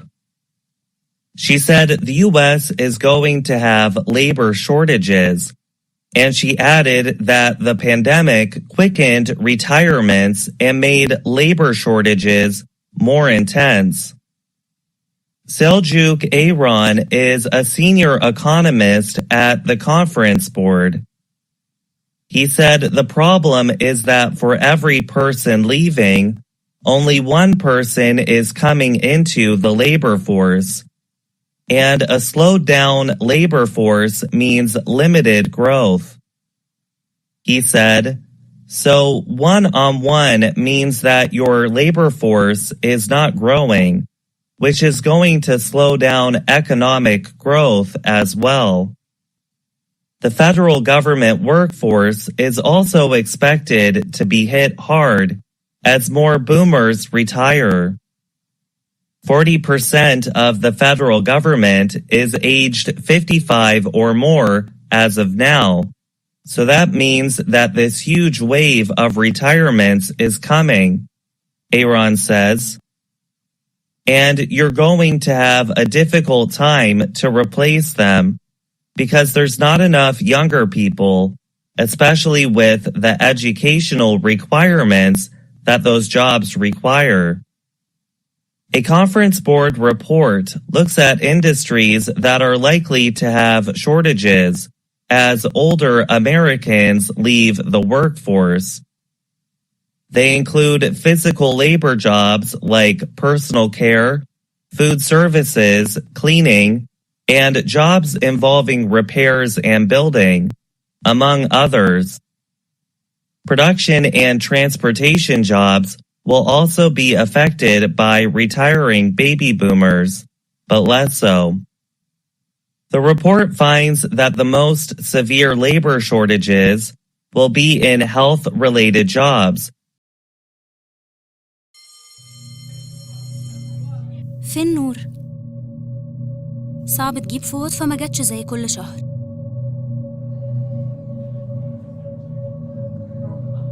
يا جماعة هي فين نور؟ جات لها فما جاتش. العلم نور، العلم نور، العلم نور، بس من غير حماية مفيش نور، مفيش نور. لكن مع بعض هتيجي براحتها، مع كل always تشتريها، وانت هتروح ليها. As more aging boomers will require personal care. The possibility for labor shortages is mostly lower in jobs that require a college degree. STEM professionals, or those working in science, technology, engineering, and mathematics, are at a lower risk of shortages. Jobs that permit remote work will have less intense labor shortages, the report says. Immigration could be a way to lessen the effects of boomers leaving their jobs, Aaron says. Aaron said, that's probably the fastest solution because it takes time to educate a younger person to bring them to the government's 4 million employees to use the app on devices owned by agencies. On Monday, White House National Security spokesperson John Kirby said the U.S. government's position and policies concerning TikTok had not changed. There are still national security concerns about the use of TikTok on government devices, and there's been no change to our policy not to allow that, Kirby said.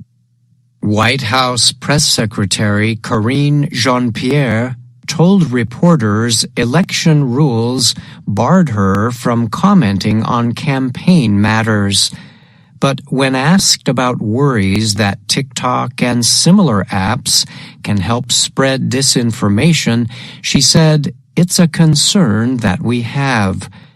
A spokesman for Biden's re-election campaign defended the use of TikTok to help get the president's message out.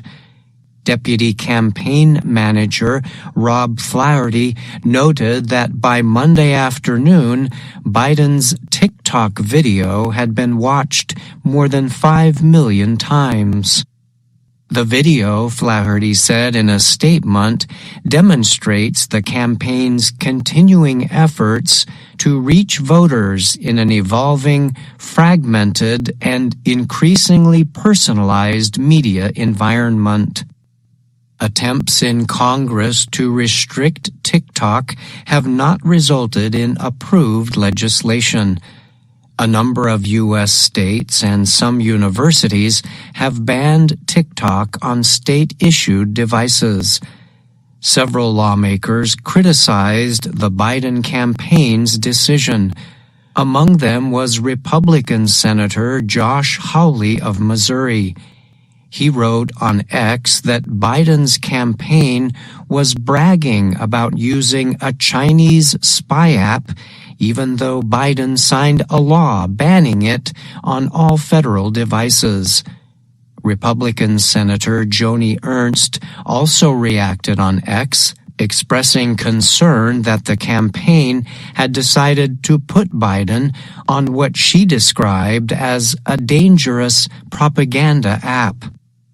Republican Representative Darrell Issa said, "Panic is when the Biden campaign joins TikTok after the White House banned the app from devices a year ago."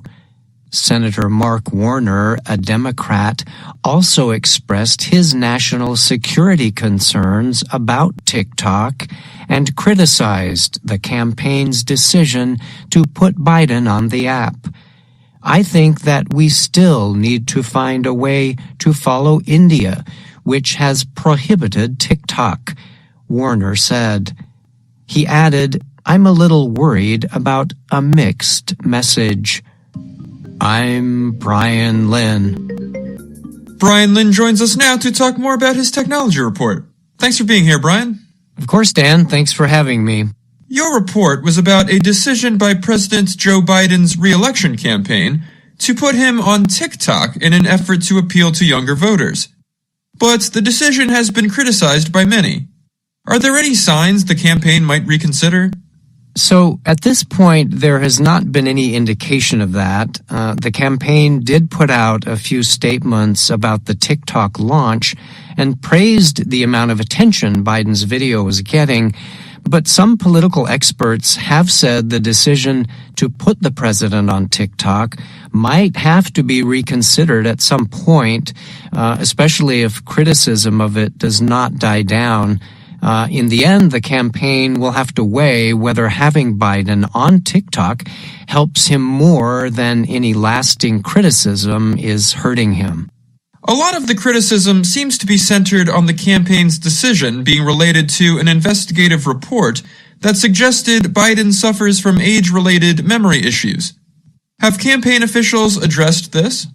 So none of the campaign statements I've seen directly link Biden's appearance on TikTok with the observations made by investigators that the president has problems with his memory. But campaign officials have said repeatedly that putting Biden on TikTok, of course, is an attempt to get him to connect with a younger audience. They have made no secret of that and say they hope the move will in fact introduce the president to young people who might not go out and do their own research. Thanks for answering my questions, Brian, and thanks for your report. You're welcome. Thank you, Dan.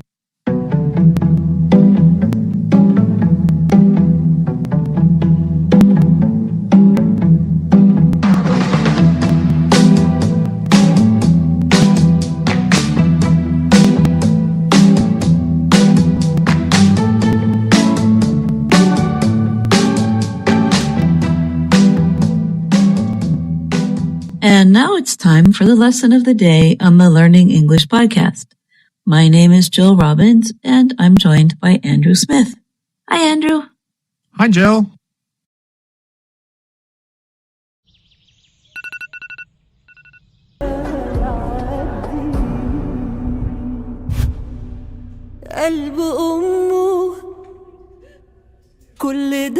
مؤسسة مجدي يعقوب للقلب، من القلب للقلب. Our lesson is based on our video series, Let's Learn English. The series shows Ana Mateo in her work and life in Washington, D.C. Here's Ana introducing herself. Hello, my name is Ana Mateo. In a recent lesson of the day, we explained the differences between the verbs talk and speak. Today, we compare the verbs tell and say. We'll be listening to some of Lesson 22, Level 2 of Let's Learn English to give some examples of these verbs. You know, we often get emails from our audience asking about how to use these two verbs. At first glance, it seems they should work the same way, as they have the same meaning. But that's not the case. So I'm sure this will be very helpful. Tell us more, Andrew. Okay. Here's the main idea to help your English. We put indirect object pronouns or nouns directly after the verb tell. Here's some examples. Tell me the truth. Tell me the truth. With the verb say, we can't put those pronouns directly after the verb. Listen to Andrew give these examples. She said to me. What did he say to her? Say to them. Did you hear the difference between tell and say? With the verb say, we must use the preposition to before the pronoun. And most of the time, we don't even use indirect object pronouns like in this example. He said that I need to finish the job by tomorrow. Just to be clear, the pronoun I is a subject pronoun. The pronoun me can be either an indirect object pronoun or an object pronoun. Now let's listen to the beginning of Lesson 22 of Level 2. In Lesson 21, Anna visited a store that sells art and objects found in the trash or garbage. لحظاتنا في رمضان حلوة في بساطتها بسيطة في حلاوتها زي كادبري ديري ميلك بسيطة في كل عزومة ولو لما في لعبة خسرانة لمة كادبري كسبان رمضان حاجة حلوة حلي رمضانك بكادبري مينيتشرز بطعمين جداد لأول مرة والفترة محدودة.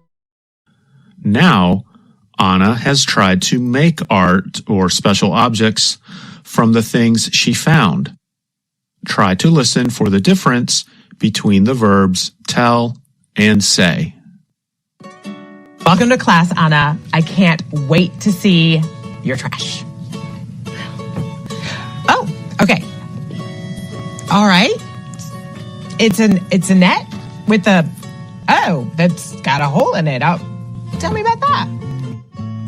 This net said to me, Anna, I used to catch stuff.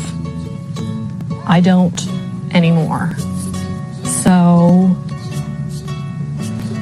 use me, Anna. That's what it said. It said, use me, Anna. Okay, so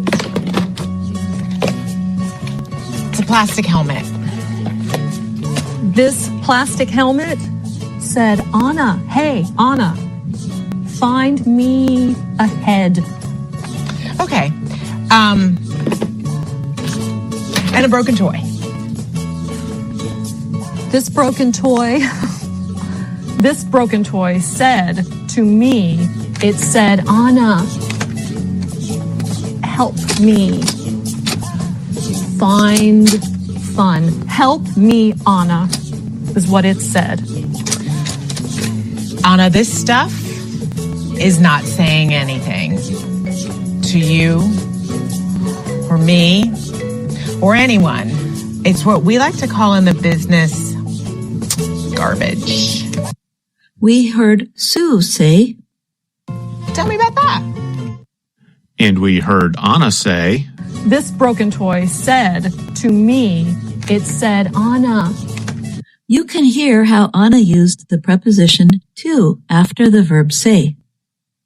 And of course, the objects don't really talk to Anna. Anna just means that she was interested in the objects in a special way. As we explained in our previous podcast lesson, we can say that the objects spoke to her. And notice that the past tense of say is pronounced said. You can remember this pronunciation by thinking of words that rhyme with said, such as read and head. And what about the past tense of tell? Let's listen to more of Lesson 22 to hear that verb. Anna, what happened? I told you to wait for me. Actually, you told me not to start without you. The verb tell changes to told in the past tense. It sounds like Anna had some problems following directions in the class. She sure did. Our listeners should really watch the video to see just how badly Anna followed directions. Yeah, I think it's pretty funny. Anna ends up with pieces of paper glued all over her. Okay, now we're going to move to the last part of our lesson. To learn how to use the verbs tell and say correctly, it can be helpful to simply hear several examples. So, Jill and I are going to read the following chant, which is kind of like a poem. Are you ready, Jill? Ready? Okay, here's the chant. I can tell you and you can tell her. She can tell them and they can tell him. He can tell us and then we will learn if everyone said the same thing you did. But if he says something we did not say, then we will know that something's astray. Astray just means wrong or not really right. I can tell you and you can tell her. She can tell them and they can tell him. And if he tells us the same thing we said, what I told you is what you told her, and what she told them is what they told him. Isn't it great when everyone listens? That way you don't need to say it again. But maybe this poem's a little bit tricky. I think they just might need to hear it once more. And that's exactly what rewind is for. Okay, I get what you mean. Now let's continue before I turn gray. No comment on that. You can ask us questions or comment on our lessons.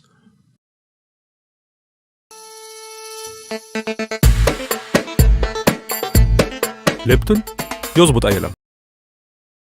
Tell us what you think about our programs. Or tell us something about yourself and what you enjoy. We hope you enjoyed today's lesson about the verbs say and tell, and Anna's effort to make treasure out of trash. Thanks for listening. Say goodbye, Andrew. Goodbye, Andrew. Very funny. I'm Jill Robbins. And I'm Andrew Smith.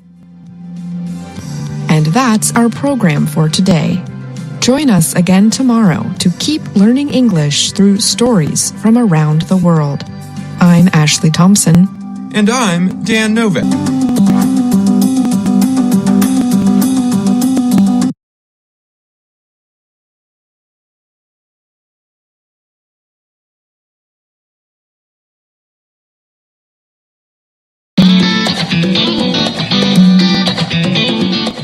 Welcome to Learning English, a daily 30-minute program from the Voice of America. I'm Ashley Thompson. And I'm Dan Novak. This program is designed for English learners, so we speak a little slower and we use words and phrases especially written for people learning English.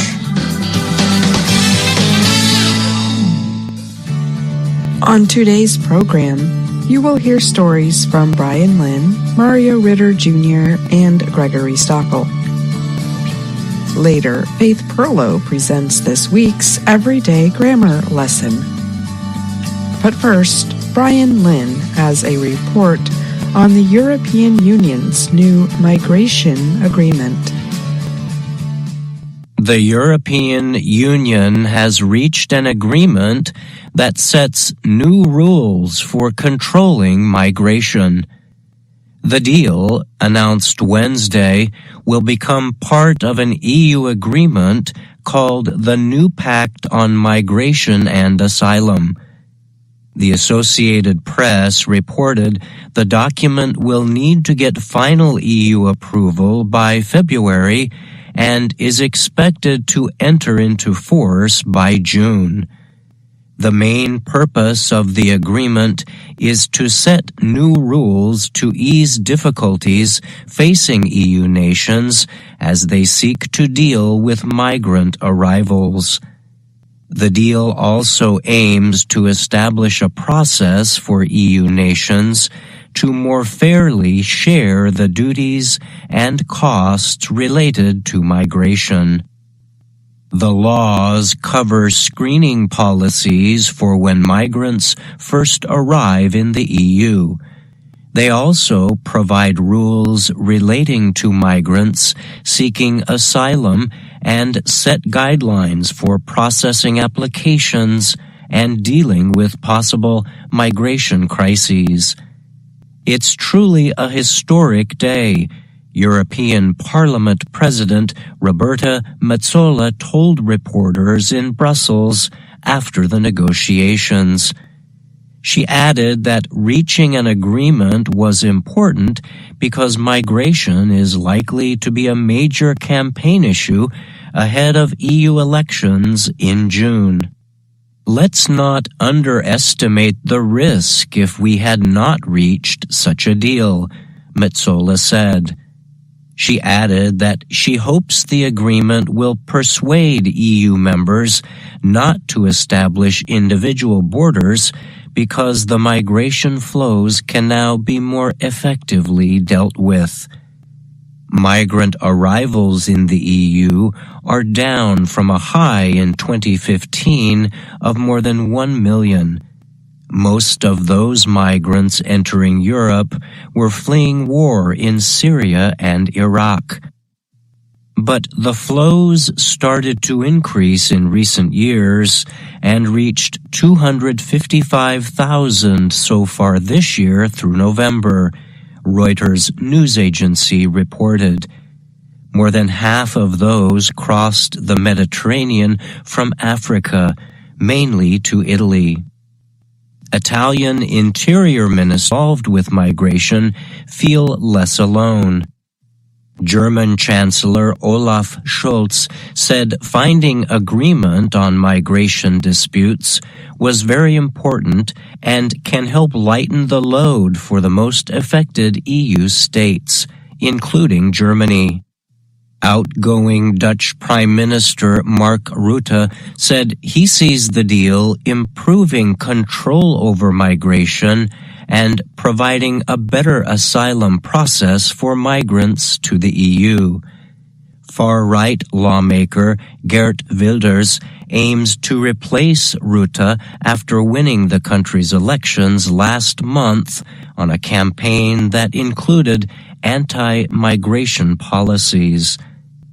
Under the new system, countries not at the EU border will have to choose between accepting their share of 30,000 asylum applicants or paying nearly 22,000 euros per person to the EU. The screening system seeks to separate those in need of international protection from others who are not. People whose asylum applications have a low chance of approval, such as those from India, Tunisia, or Turkey, can be prevented from entering the EU and detained at the border. People seen as representing a threat to security can also be held at the border. The agreement also sets policies for speeding up the processing of applications. While praised by many European leaders, the agreement also received criticism from groups seeking to assist migrants. The European Council on Refugees and Exiles, a migrant rights organization, condemned the proposed rules on X, formerly Twitter. The group said the policies were Byzantine in their complexity and Orban-esque in their cruelty. The message was commenting on Hungarian Prime Minister Viktor Orban, who ordered the building of security fences to keep migrants out of the country. Rights group Amnesty International said it sees the deal setting EU asylum law back many years and leading to greater suffering for people seeking asylum. It also said the agreement is likely to cause more people to be put into de facto detention at the EU's borders, including families with children and other vulnerable individuals. I'm Brian Lynn.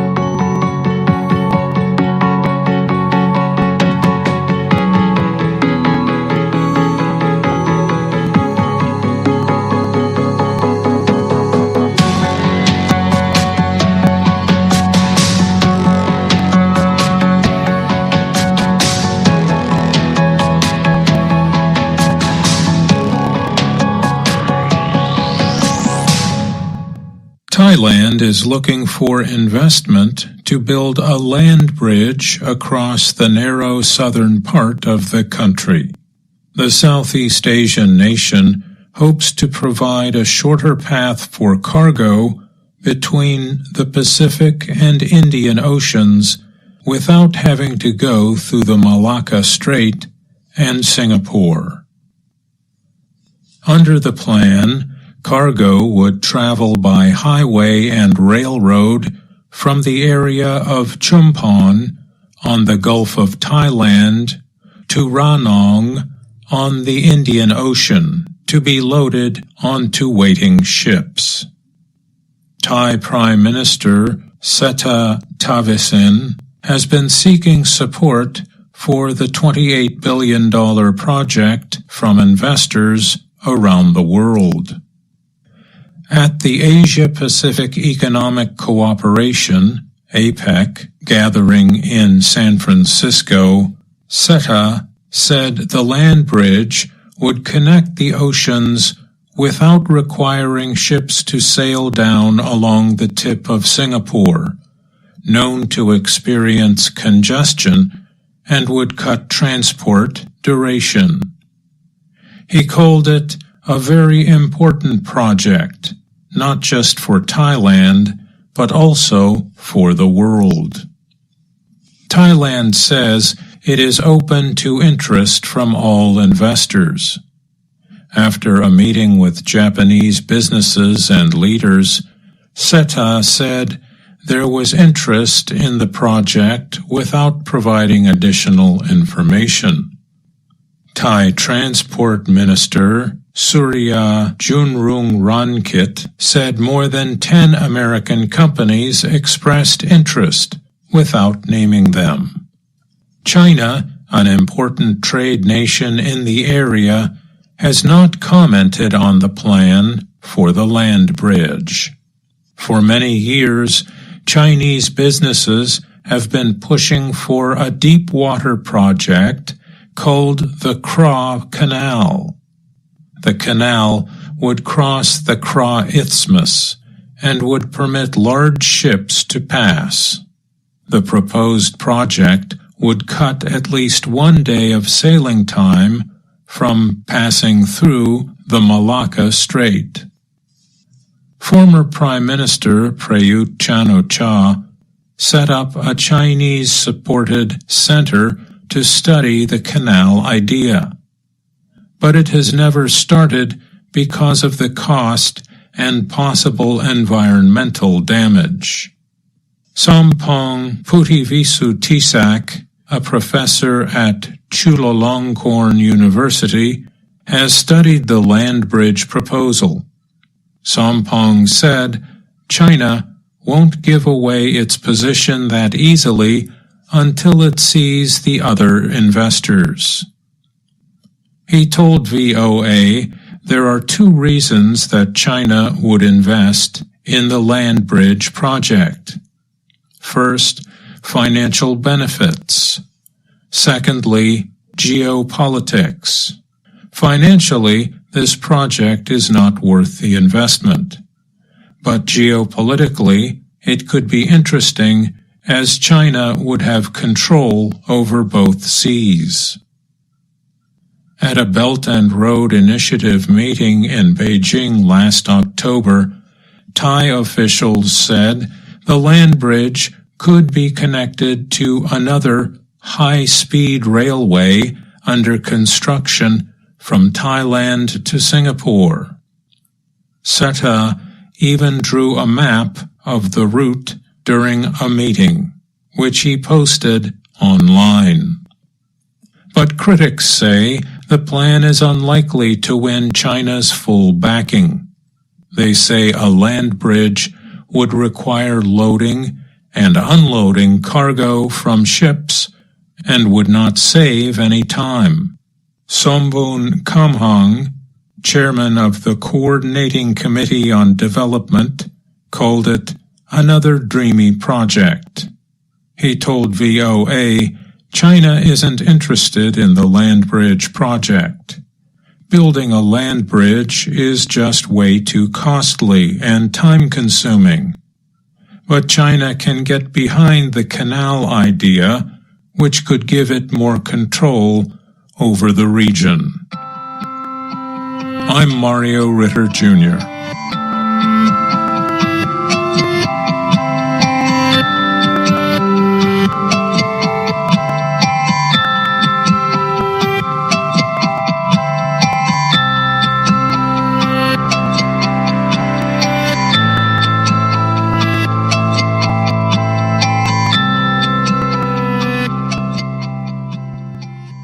A large Swedish study has found an unexpected finding about people diagnosed with extreme fear of serious illness.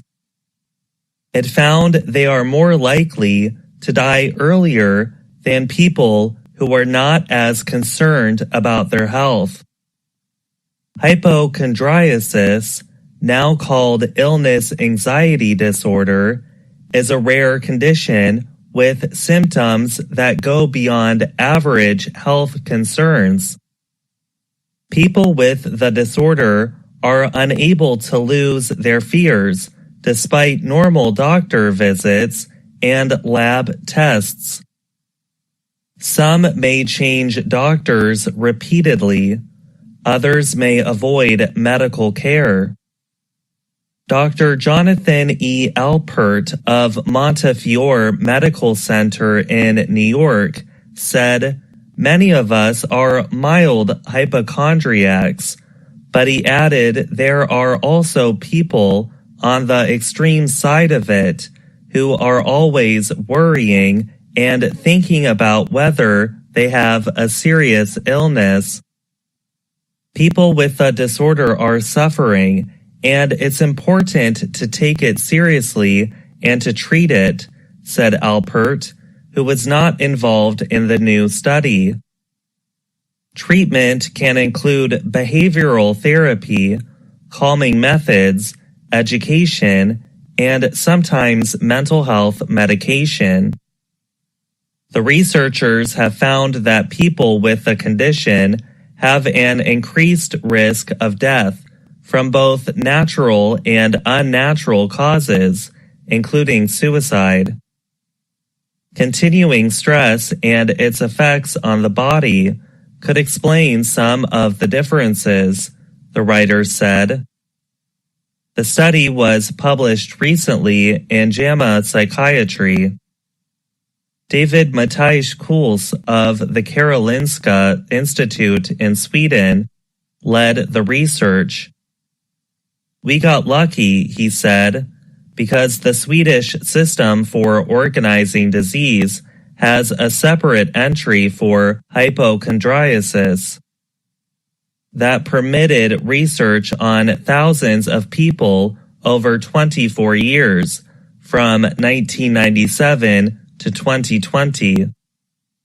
Older research has suggested the risk of suicide might be lower for people with the condition. Matthijs Kuls said their research found that statement was incorrect. In the study, the risk of suicide death was 4 times higher for people with the condition. They looked at 4,100 people with hypochondriasis and matched them with 41,000 people similar in age, sex, and where they lived. They used a measurement called person years, which measures the number of people and how long they were followed. Overall death rates were higher in the people with hypochondriasis, 8.5 instead of 5.5 per 1,000 person years. People with the condition died younger than the others, with a mean age of 70 instead of 75. The risk of death from diseases related to body systems, such as breathing and eating, was higher. AI ايكو ماستر الجديد من مايديا. كيف شايف شغله؟ هنشوف شغلنا بقى. The risk of death from cancer, however, was about the same. Alpert leads the American Psychiatric Association's group on research. He said more care is needed when suggesting a patient to mental health professionals. Patients can become angry because they feel they are being accused of imagining symptoms. Alpert added, "Fortunately, there are good treatments." I'm Gregory Stockel. Many Americans will travel over the winter holidays, often to return to the homes and towns of their childhood. For people from the state of West Virginia and wider Appalachia, one song comes to mind on the trip home. Take Me Home, Country Roads. Singer John Denver co-wrote and performed the 1971 song. It became a major hit. Recently, my favorite singer, Lana Del Rey, recorded her version of the song after performing in West Virginia in October. In today's Everyday Grammar, we will look at parts of the song performed by Del Rey and connect it to grammar and figurative language. Let's look at the first verse of the song. Almost Heaven, West Virginia, Blue Ridge Mountains, Shenandoah River. Life is old there, older than the trees, younger than the mountains, growing like a breeze. In the first verse, we have a couple of comparisons. One comparison uses an appositive as metaphor. The others use comparative adjectives and even a simile. Appositives are nouns or noun phrases that go beside another noun to describe it. Sometimes we can use the appositive structure to create a metaphor. Almost Heaven, West Virginia, is a metaphor using an appositive. Here our subject is West Virginia, and the appositive is almost heaven. The appositive is giving more information about West Virginia. The comma takes the place of the typical verb used to make metaphors, be. West Virginia is almost heaven. Almost heaven, West Virginia. Heaven is a perfect place. Many cultures and traditions uphold it as a beautiful holy place people go when they die. So, if West Virginia is almost heaven, its natural landscape of mountains and rivers and trees must be a holy place of beauty. Next, we have a comparison of life in West Virginia. It is older than the trees and younger than the mountains. Older and younger are comparative adjectives. Comparative adjectives compare one thing to another. They help express whether something has more or less of a particular quality. The song suggests the ancient history of the land. Scientists say the mountains began to develop about 1 billion years ago.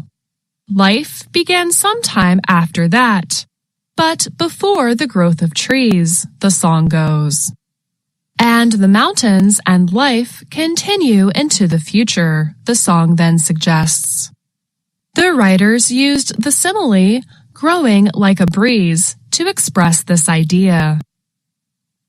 A simile is a figure of speech in which unlike things are compared with the use of the words like or as.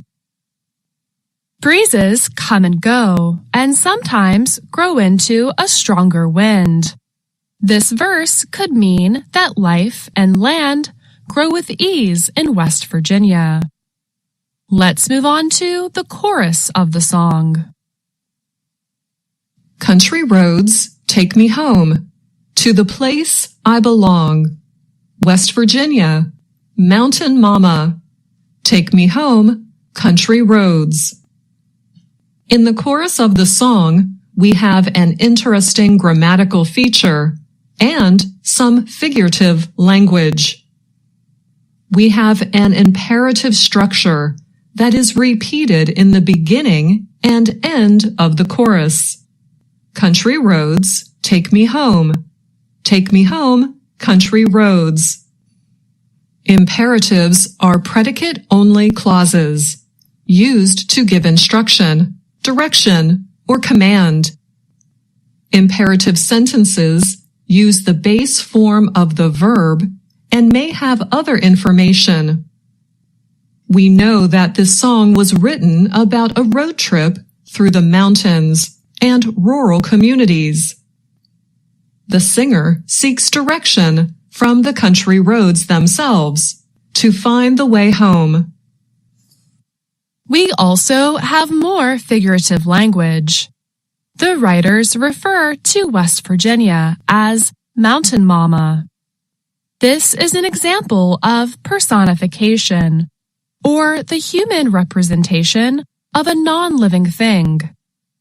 The reference humanizes West Virginia and suggests that it is the mother of mountains. But it uses the more childlike term mama for mother.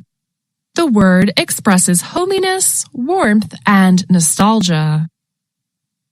Today, we looked at the beloved song, Country Roads. We found figurative language, like metaphors using appositives, and personification, which is the humanizing of non-living things. We even found some interesting grammar, with the use of comparative adjectives, like younger and old. Heard Faith Perlow present this week's Everyday Grammar Report. Faith joins me now to talk more about it. Hi, Faith. Welcome back. It's great to be back, Ashley. This week you wrote about grammar and figurative language in the song Take Me Home, Country Roads. You have a personal connection to this song. Is that right? That's right, Ashley. I'm from West Virginia, and this is actually one of our state's 4 official songs. I grew up hearing this song a lot, and it is actually quite well known all over the world. I was at a bar 13 years ago in the Czech Republic in a little village, and my classmates and I were listening to a traditional Czech folk band. When the band found out we were from West Virginia University, they started playing Country Roads for us. It was a really incredible moment. I bet it was, but I have a geographical question for you about some of the places mentioned in the song. Aren't the Blue Ridge Mountains and Shenandoah River in Virginia a completely different state than West Virginia? That's actually true, Ashley. Even though the song mentions West Virginia by name, the references to the river and Blue Ridge Mountains are actually about Western Virginia and possibly Maryland. Most of the Shenandoah River runs through the western part of Virginia, but it does eventually cut into the eastern panhandle of West Virginia before meeting up with the Potomac in Maryland. Maryland, West Virginia, and Virginia all kind of meet up around this area. The Potomac is the river that eventually runs through Washington, D.C., and is a natural boundary between Maryland and Virginia. Exactly, Ashley. The Blue Ridge Mountains are a portion of the Appalachian Mountains, while the majority of the Blue Ridge Mountains are in Virginia. Part of those mountains also make up that eastern panhandle of West Virginia. So the writers of the song might have been a bit confused about the specific geography of West Virginia. And it's obviously a little complicated. And they were actually traveling along a road in Maryland. And that's what inspired them to write part of the song. Wow, I did not know that, Faith. Well, thanks for sharing a little geography and history of the song with us.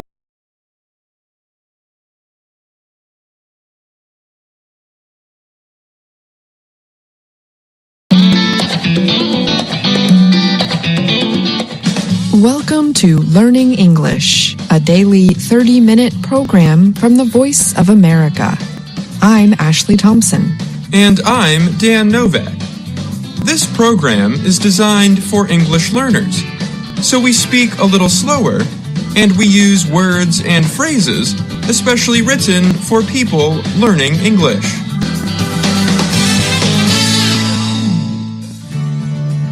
On today's program, you will hear stories from Dan Friedel and Dorothy Gundy. Later, Brian Lynn presents this week's science report. Finally, Jill Robbins and Andrew Smith bring us today's lesson of the day. But first, here is Dan Friedel. Vietnamese electric vehicle company VinFast recently announced its plans to build a $2 billion production center in southern India. The new factory is expected to produce up to 150,000 cars per year once it is completed. The project will include an opening investment of $500 million. Construction will start this year. The production centers are expected to support over 3,000 jobs in the Tamil Nadu state. The center will be close to the port city of Thoothukudi. VinFast started in 2017 and has been producing electric vehicles since 2021. It already announced plans for a factory in the southern U.S. state of North Carolina. The factory there will cost $4 billion to complete, and vehicle production is expected to begin this year. VinFast brought its cars to market in the U.S. for the first time in 2023. The cars have not sold well in the U.S. because they have received some bad reviews, and there are questions about their quality. VinFast officials, however, believe the company can succeed in the U.S. The company's stock is listed on the NASDAQ stock exchange, and for a short time, its shares were worth more than Ford and General Motors. However, by the end of 2023, the company had lost more than $1.4 billion. VinFast said it hopes to sell its cars in 50 markets by the end of 2024. It announced a $400 million factory in Indonesia late last year. VinFast cars will be used in Laos by Green SM, a taxi company mostly owned by VinFast's founder. The production center is the first move by VinFast to enter the growing Indian market. The country has one of the fastest growing electric vehicle markets in the world. India has launched a $1.3 billion plan to support electric vehicle manufacturing and use. However, of the 2.3 million EVs in use in India, most are inexpensive motorbikes, rickshaws, and scooters. Some experts wonder if there are enough Indians who have the money to purchase a costly electric car. VinFast is part of Vingroup, which was started as an instant noodle company in Ukraine in the 1990s by Pham Nhat Vuong, who is now Vietnam's richest man. I'm Dan Friedel.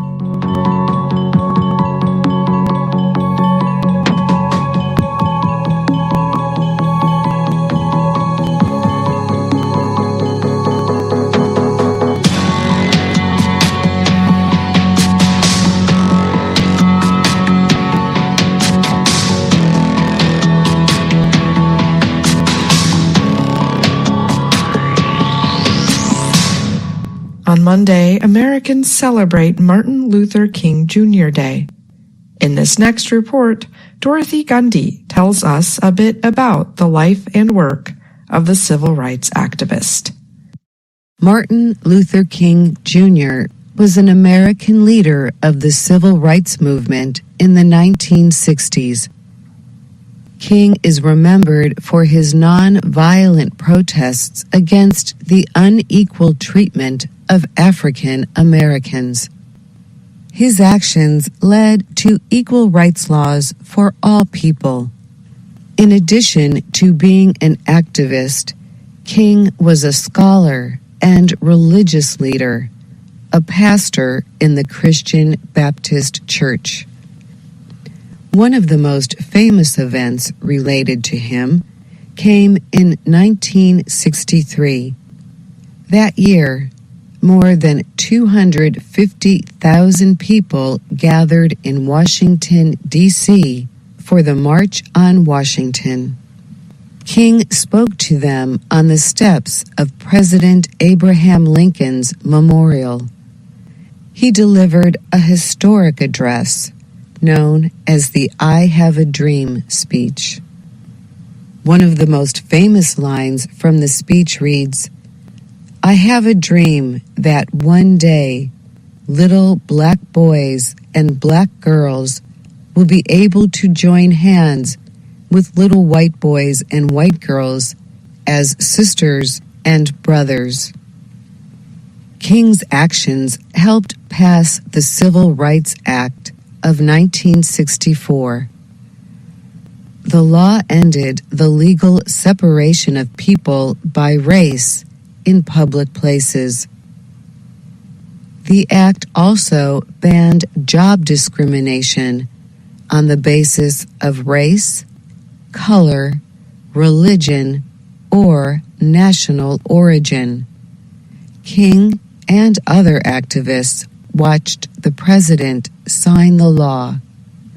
The Civil Rights Act was important, but it did not address all kinds of racial discrimination. For example, Black Americans still did not have the same voting rights as white Americans, especially in southern states. So, in March of 1965, a group of activists in Alabama marched in protest of unequal voting practices. State police attacked the protesters. Some wanted to answer with violence, but King urged peaceful action instead. The events in Alabama pushed Congress to pass the Voting Rights Act. It was signed into law by President Lyndon Johnson's Have the Day Off School and Work. They are urged to use the time to volunteer in their communities. Martin Luther King Jr.'s life and achievements are also honored at a memorial. It was dedicated in Washington, D.C. in 2011. I'm Dorothy Gundy.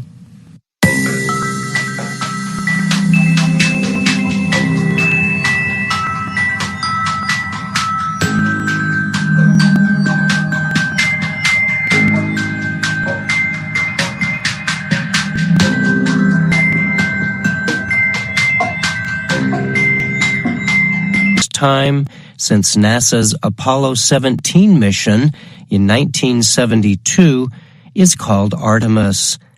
The agency split the program into 3 parts. Artemis's Orion spacecraft on a trip around the moon without a crew. The agency's huge Space Launch System, SLS rocket, carried Orion into space. The spacecraft traveled more than 400,000 kilometers from Earth and completed a close flyby of the moon. NASA officials declared Artemis 1 a big success. The second planned trip, Artemis II, was set for late 2024. The goal was to send Orion on the same path Artemis I took, but with 4 astronauts. NASA announced last week it had set a new September 2025 target for the launch of Artemis II. The third mission, Artemis III, will attempt to land astronauts on the surface of the moon. NASA says the crew is expected to include the first woman and the first person of color. Artemis III was planned for 2025, but has now been pushed back to September 2026. NASA Administrator Bill Nelson said the postponements were necessary in order to give the agency time to deal with several ongoing problems affecting the Artemis program. Safety is our top priority, Nelson said. He added that the delays will give Artemis teams more time to work through the challenges. NASA's announcement about the delays came shortly after the successful launch of a private American company's spacecraft that aimed to land on the lunar surface. That spacecraft, called Peregrine, is a moonlander built by Pennsylvania-based Astrobotic Technology. It launched January 8th aboard a Vulcan Centaur rocket built by America's United Launch Alliance, ULA. Immediately after Peregrine's launch, Astrobotic officials praised the mission as the first step to becoming the first private space vehicle to based intuitive machines, plans to launch its Nova C lander to the moon next month. Astrobotic has said it also plans to send another lander called Griffin to the moon's south pole in late 2024. It will be carrying an exploring robot or rover called Viper. Viper is designed to search for water sources on the moon. NASA's moon landing effort has been delayed repeatedly over the past 10 years, adding billions of dollars to the cost, the Associated Press reports. Government estimates have predicted total program costs will reach $93 billion through 2025. Reuters news agency reported NASA discovered problems with the Orion spacecraft's batteries during vibration tests. Engineers have said the batteries will likely need to be replaced. Catherine Kerner is a leader at NASA's Exploration Systems Development Mission Directorate in Washington. She said in a statement all technical issues will be fully investigated with safety as NASA's top goal. We are letting the hardware talk to us so that crew safety drives our decision-making. Kerner added, "We will use the Artemis II flight test and each flight that follows to reduce risk for future moon missions." Even with the delays and ongoing concerns, she said NASA is closer than ever to establishing sustained exploration of Earth's nearest neighbor under Artemis. I'm Brian Lynn.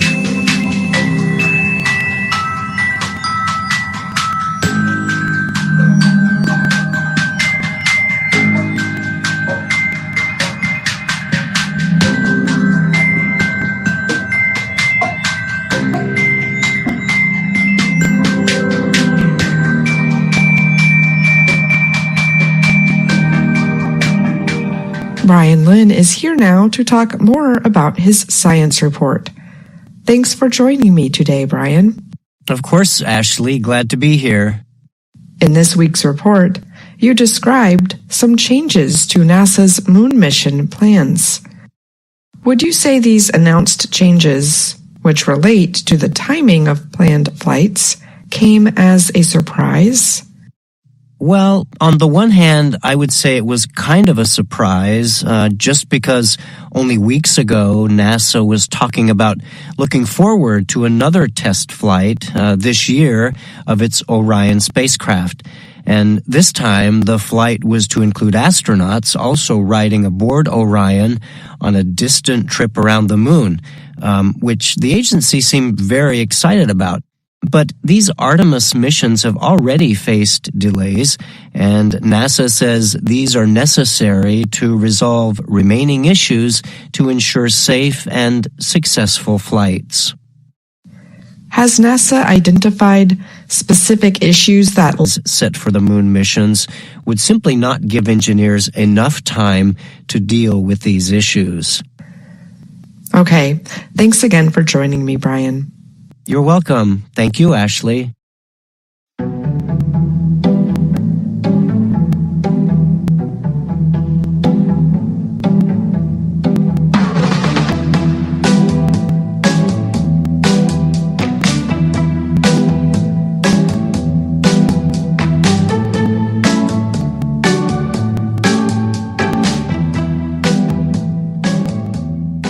Welcome to the Lesson of the Day on the Learning English podcast. My name is Andrew Smith. And my name is Jill Robbins. Thanks for joining us. Today's lesson will help you learn more about the English you hear in our video series, Let's Learn English. The series shows Anna Mateo in her work and life in Washington, D.C. Here's Anna introducing herself. Hello, my name is Anna Mateo. Today, we're going to look at Lesson 9 from Level 2 of the series. Anna and her friend Ashley talk about their pets, and they talk about things they could have or should have done. Pets are animals that live with families, such as dogs or cats. Ashley's pet is a dog named Dublin. But Anna's pet is, well, it's very unusual. That's because Anna's pet is a rock. It's true. Anna has a pet rock. Of course, this is a kind of joke. Anna makes her rock look like it has eyes and hair. And her rock wins a contest for one-of-a-kind pets. One-of-a-kind means unique, which means there are no others the same as it. We spell unique, U-N-I-Q-U-E. Now, let's listen to Anna tell Ashley how she won a contest with her pet rock. And our lesson will focus on the phrases should have and could have. Listen for these phrases and we will explain more after you listen. But, Anna, tell me, how did you win a pet contest without a pet? Okay, the closest thing I have is my pet rock. I know it's silly, but I've had it since I was a little girl. So, for a joke, I brought it to the fair. But then I was invited to enter the one-of-a-kind pet contest. And I won! Anna, only you could have won a pet contest with a pet rock. I should have brought Dublin. He would have won a contest. It's not very easy to win one of these. Does he have a costume? They had a costume contest. You should have seen this little girl. She and her dog wore matching princess costumes. Dublin doesn't wear costumes. Does he know any tricks? Come this way. Now, watch this. One more. You caught it, Dublin! And you killed it! Oh, good dog! Ashley, he could have won the best catch contest. Oh, good boy. Ashley, Pets are fun, aren't they? Yes. And they become part of your family. Did you hear the examples with should have, could have, or would have? We can say should to give advice, as in this example. You should try to speak English. And we say should have plus the past participle of the verb. When we talk about actions in the past we wish had been different. Ashley said, I should have brought Dublin. He would have won a contest. Ashley didn't bring Dublin to the contest, but she wishes she had brought him. When we talk about the past, but wish it had been different, or think about the past in a way that is different than what really happened, we say should have, or could have, or would have before the past participle of the verb. But native speakers usually shorten these with contractions, so it sounds like this. Should've, could've, would've. And sometimes native speakers reduce or shorten the pronunciation even more. So it sounds like this. Shoulda, coulda, woulda. Oh, I wish my past had been different. Shoulda, woulda, coulda. I should have gone. I would have won. I could have seen my friends. When you hear someone say shoulda, woulda, coulda, it's often because the person is saying it's not good to look back with regrets. I know, but sometimes I wish I could have done something different. Well, we all probably wish we could have done something different in the past. But now let's talk a little bit about owning a pet. After playing with Ashley's dog, Anna thinks she wants to own one. Ashley, I think I want a dog. No, I know I want a dog. It's a big responsibility. You may want to spend time with a dog first. Responsibility is a noun. The plural of this noun is responsibilities, and the word responsible is the adjective.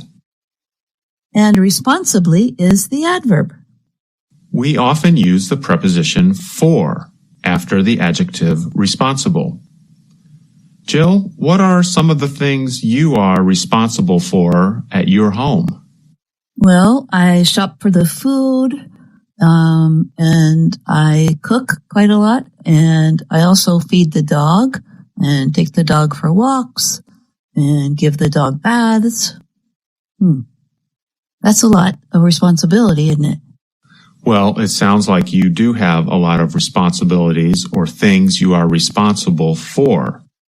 And as Ashley says, owning a pet can be a big responsibility.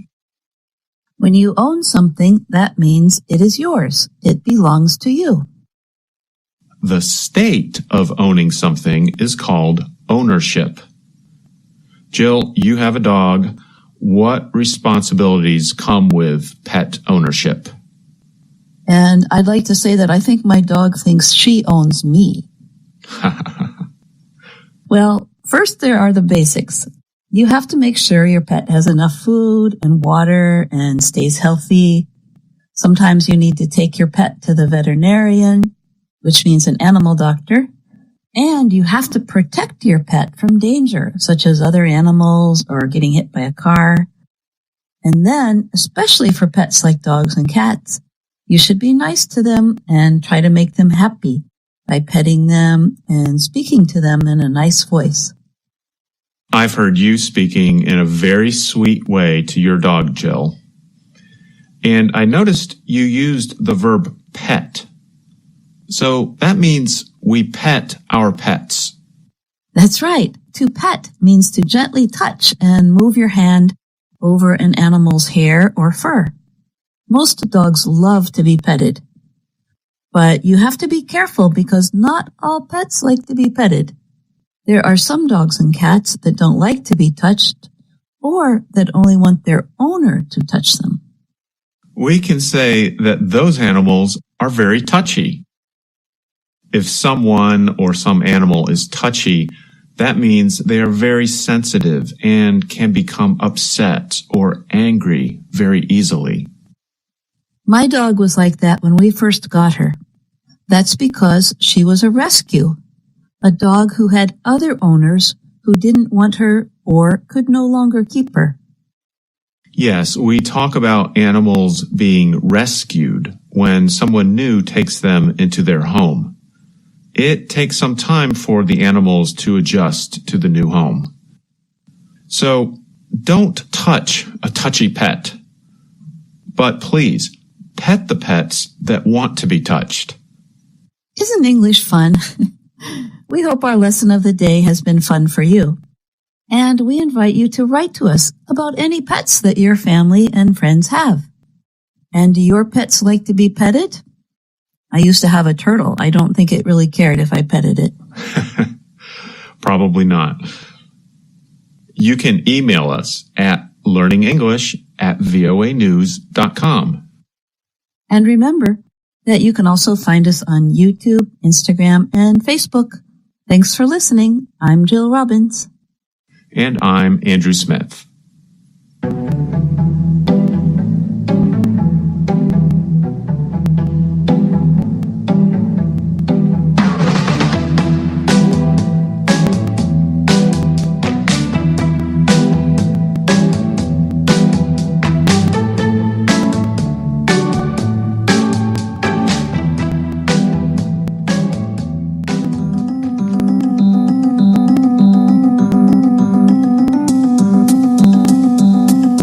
That's our program for today. Join us again tomorrow to keep learning English through stories from around the world. I'm Ashley Thompson.